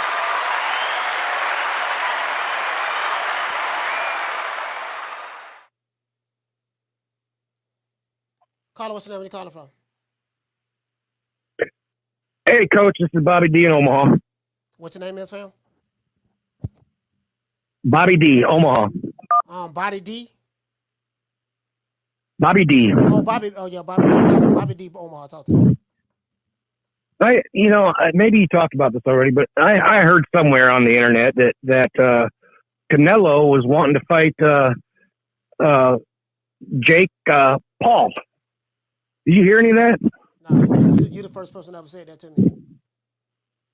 Well, I saw it somewhere where I don't know. I heard about that, and I thought, well, that's kind of chicken shit, but he'd make good money for him. But the other two things that I wanted to mention, I don't know, I've watched this fight 100 times. You know, I'm in Omaha. I can't get enough watching it. At the second knockdown in the 7th round, if you look up in the at the screen in the right side in the audience, you see Keith Thurman. He stands up and he starts waving the "stop the fight" signal. I just thought that was funny. Keith Thurman was wanting the ref to stop the fight after the second knockdown. But also when Spence went back to his corner, he told Derek James that he felt lackadaisical, and you could listen to that. And James just ignored him. He didn't even respond to that. See, he should have stopped the fight right there. But that's all I had. I wanted to get your opinion on that. Yeah, shout out to Bobby D from Omaha, man. Derek James is Derek James. He was just arrogant, cocky, arrogant, cocky. Didn't know what the fuck he was doing that night. That just rattled to the situation. Very dismissive. Derek James is very dismissive. Derek James is very. Apparently he didn't have his fighter prepared, because you could just tell this is some of the things that he was saying and what he thought about Crawford, what he thought about, his training staff and Bomac and all that stuff there. He prepared his fighter basically the way what he thought about them. And he probably got the shock of his life that night, more than likely. So he got a surprise. So I think if the rematch were to happen, I think Derek James, if he's smart, he'll learn his lesson. He'll humble himself, be quiet, and do what the hell he's supposed to do in order to help his fighter win that fight, because we saw how it turned out. This is the last call. Caller, what's your name? Where you calling from? What's up, Coach? This is Derek from Florida, Miami. Oh, Derek, talk to me. Hello? Yes, sir. Yeah, Coach, I got a question. Like, do you think Bud should get a boost or opportunity? Like, for example, like, when Floyd fought Canelo, when Canelo was coming up, I think Floyd gave Canelo the opportunity. I think Canelo was, 23, 24? He was undefeated. Two different situations. So I'm just saying, though. Two different situations. Huh? When Canelo was 23 years old, Canelo had a whole country backing him, and Canelo was a very, very popular fighter, selling out venues, making big money. And he was Hispanic. Bruce Ennis, the boy can't sell out a Burger King. He ain't got no fan base like that outside of Philly. You get what I'm saying? So, and Terence Crawford looking for big money fights. Him fighting Bruce Ennis, he ain't gonna make no $20-25 million fighting Bruce Ennis. Bruce Ennis is nobody, in my opinion. He's a good young strong fighter, got a good name, but his time will come. But that ain't gonna happen. You can't. It's like comparing apples and oranges. And Coach, one more question too. I gotta say, I have in the chat. Hey, Coach, when we was at Bud Parade, you had to speak to Shakur. I know Shakur was with him. You ever talk to him? Yeah, I helped him get up. I helped him get up on the boat. Yeah, I spoke to him. Oh yeah, I was asking because I ain't gonna lie. To Core, I respect him because I know he wants all the smoke at 135, and guys don't want to fight him. So I'm like, man, what Tank gonna do? I'm a fan of Javante though, but he since he been out of jail, the man hasn't been interviewed. Or I know the money's there, but do he care about legacy, Coach? I know he got the money, but do he want to fight? Because Ryan Garcia, he was good, but I mean, I want to see more, man. Like. Yeah, I don't. What's your thoughts on that, man? Man, Tank making business decisions. So I don't expect Tank to do what Devin. I don't expect Tank to do what Devin Haney is doing. I don't expect to see Tank do what Terence Crawford is doing. I don't expect to see Tank do what Annuity Monster is doing. He's in a position. But Coach, where listen, I ain't gonna lie. I disagree with Calvin. You keep pushing that Pitbull fight, man. Coach, I don't want to see that shit, man. I'm gonna be honest with you. I don't want to see him fight Pitbull again. Like, bro, Pitbull is not that good, bro. Like, I feel like he'll knock him out the second fight. Every time he usually close, he keeps bringing up Pitbull. Like, I don't want to see that shit, bro. At least fight Frank Martin or somebody, like a legit opponent. You feel me, Coach? I mean, it is what it is, man. Shout out to Derek from Florida, man. Salute to you, brother. All right. All I'm saying is this. This is what I'm saying. This is to Terence Crawford fans, Shakur Stevenson fans, Devin Haney fans, Tank Davis fans, Gary Russell Jr. fans, A new way to Monster fans. This is for anybody who's a fan of certain fighters. Do not require certain fighters to do certain things, to do things that you're not going to require your fighter of doing. If you want Canelo to fight David Benavidez, I want to see Tank Davis fight Shakur Stevenson. If you want to see Terence Crawford fight Errol Spence, I want to see Gary Russell Jr. fight the top guy in his weight division. If you want to see Devin Haney fight doggone Lomachenko or Teofimo Lopez, then you very well better have that same energy for your favorite fighter, for Ryan Garcia. Don't tell me that, yeah, man, I want to see Dev, I want to see him fight Teofimo, but then say I want to see Tank Davis, I want to see Ryan Garcia fight doggone want to see him fight what a dude name? Rolly Romero or one of these other guys, because these guys don't have the same energy. All I'm saying is keep it kosher. Keep it across the board. And that's the problem. They don't keep it across the board. Let's give everybody a round of applause. That's all I'm asking for. Shout out to Ali Maddox. Hey, okay. Dropping that quarter of a bam dub on your boy. Hey, Leroy. Super chat received.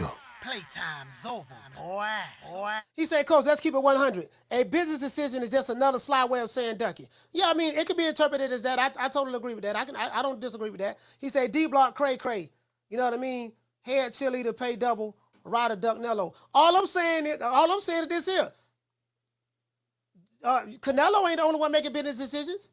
If you say Canelo ducking, what you feel about Tank? What you feel about other fighters? That's all I'm saying. What I'm saying is, whatever you feel about, however you feel about Canelo, Ali, guess what? You should feel that same way about Tank. True. You should feel that same way about Tank. That's all I'm saying. If you don't feel that way about Tank, then you can't feel that way about Canelo, because Tank is following the Mayweather green print. Canelo is following the Mayweather green print. So both of them doing the same thing, except one guy has more legacy fights. One guy is a 4-5 division world champion, having legacy fights, fighting bigger, stronger guys, and the other guy ain't even doing that. So that's all I'm saying, fam. That's all I'm saying. Keep that same energy for Canelo. I mean, keep that same energy for Tank. And this ain't no shade, but how you gonna get mad at one fighter for swimming in the water and not getting wet while ignoring the other fighter for doing the exact same thing because he's from your city? I get it. He from Baltimore. I get it, fam. But come on, that's all I'm saying, fam. Just, if you gonna shit on Canelo, shit on Tank too, because both of them damn near doing the same thing. True. That's all I'm saying. I could pull up their resumes right now and just literally run it and literally show you exactly what both fighters are doing. We're gonna do a whole nother show on that. We're gonna do another show. We're gonna pull up Tank. We're gonna pull up Haney. We're gonna pull up Shakur. We're gonna pull up Canelo, and we're gonna sit back and look and see who ducking who doing what, how each fighter moving, and that's what we're gonna do. That's gonna be a good show. True. That's gonna be a great show. I can promise you that. That's what we're gonna do. Because see, now what we're gonna do, we're gonna pull it all out in the open and show who doing what. Who doing what? Like somebody like Boots. This man don't fight, 30, 35 fights? He ain't fought no goddamn body. True. But they praising him like he the next coming of Jesus Christ. He ain't fought nobody in 30-some fights. So, I mean, he's over there with Showtime. You got Keith Thurman over there. You got Ugas over there. You got all these other fighters, Danny Garcia over there. He ain't fight nobody. But you want me to believe he Moses. He can part the Red Sea. He's a good talent. I take my hat off to him. He's a good talent, but he got to fight somebody. I judge people by what they do in the ring and who you fight. I mean, that's all I'm saying. So I just called it the way I see it, fam. It is what it is. Riley, get him. Look, fuck you. Fuck the plane you flew in on. Fuck them shoes. Fuck the socks with the bell on it. Fuck them cheap-ass cigars. Fuck your yuck mouth teeth. Fuck your hairpiece. Fuck your chocolate. Fuck Guy Ritchie. Fuck Prince William. Fuck the Queen. This is America. My president is black and my Lambo is blue, nigga. Now get the fuck out my hotel room. And if I see you in the street, I'm slapping the shit out of you. I mean, that's all I'm saying. Like they be moving these guys very, very carefully. Like some of these guys have padded records, and this is what happens. Like you have some of these fighters, they have padded records, and then when they leave a bubble and get in a fight with another fighter that's really is the real deal, then you see another side. Like I'm gonna give you a perfect example. Like so many people are shocked at Errol Spence losing to Terence Crawford because he was fighting in a bubble. What I mean by that is this, and this is no disrespect to Spence, but the PBC did a really good job in marketing him and building him up. He was fighting in this bubble, setup fights. What's a setup fight? When the fighter fights that are tailor-made for his style. Stylistically, he's fighting these perfect fights. And so a lot of people was believing that because they don't understand how matchmaking works. And then when he fight a guy that really is that killer, and they say that this guy's not a killer, he really ain't no good fighter, he ain't got no chin, he overrated, he ain't fought nobody. And then when he beat that guy that was hyped up as a killer, everybody like, man, I don't know what happened. Oh man, he wasn't the same. Something was wrong with him. This and that. Because you believe the hype. You devalued the guy that was doing the most, and the guy that was fighting in the bubble doing the least, while he was perceived to be doing the heavy lifting. That's where the shock value came at. And this is what's going on. True. Before we go, we got to say all praises due to the Most High, the Most Exalted, Mr. Al. Well, I guess I got to be like everybody else and saying Al Heyman. I can quit my job now, baby. 6 figures, baby. You feel me? But a name. Do you have a name? Oh, nah, I ain't got no name, Name them names, man. They know who they is. Name them names, please. The names need to be named. They know who they is. The Mexican monster. That's what it is, bro. Like they have double standards. So my thing is, if you're gonna have a double standard, okay, fine. Don't get mad at no fighter. Don't get mad at doggone other fighter. Oh man, he ain't fighting this guy, he ain't fighting that guy. Well, who your guy fighting? Oh, well, that's different. He ain't got to fight nobody. He the cash cow. He the face of boxing. He can do whatever he want to do. Oh, okay, so your fighter can do whatever he want to do. That's different. But the other fighter who you don't like, you want him to move the way you want him to move. No, man, that's hypocrisy to the highest degree. Now, I am the #1 contender. I'm tired of James the Poodle, Grim Reaper, whatever you want to call himself, ducking me. All right, I'm tired of man driving around town in 8 Rolls Royces. He ain't fought nobody. I'm still in a Broham. Man, shout out to Gloria Day in the Fabulous Set Trips. Gloria Day in the Set Trips. These niggas don't play. These niggas don't play. We don't play. You ain't heard. They be tripping. We be tripping. So they swerving on. We swerve on. No faking and no snitching. Wrapped. It ain't because niggas gonna bust. Niggas gonna bust.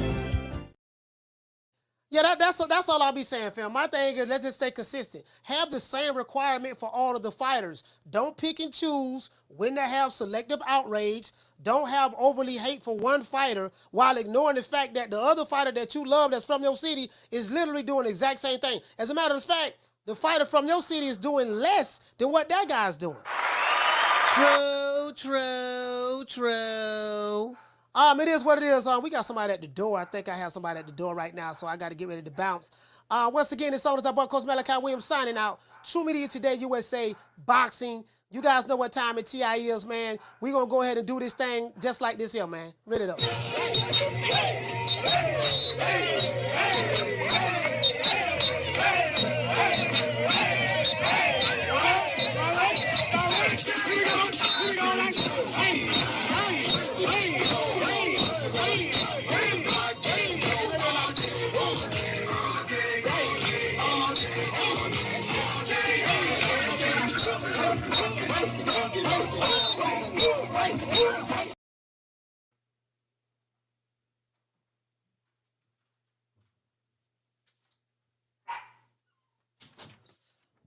All right, guys. Sorry about that. So I had somebody at the door. I had somebody at the door today. Sorry about that. Hey, once again, it's all, man. I'm going to holler at you guys, man. Shout out to everybody who called. I got somebody at the door. I have a very important meeting to go to, so I can't give everybody a shout out. But shout out to everybody who called. Shout out to everybody in the show. We're going to go live again tomorrow at 3 o'clock. I got a video that I'm dropping. Got a whole lot of stuff going on. Got a business meeting I'm finna get ready to go to. So I'm going to see you guys tomorrow at 3 o'clock Eastern Standard Time. Shout out to everybody in the chat. Give everybody a round of applause.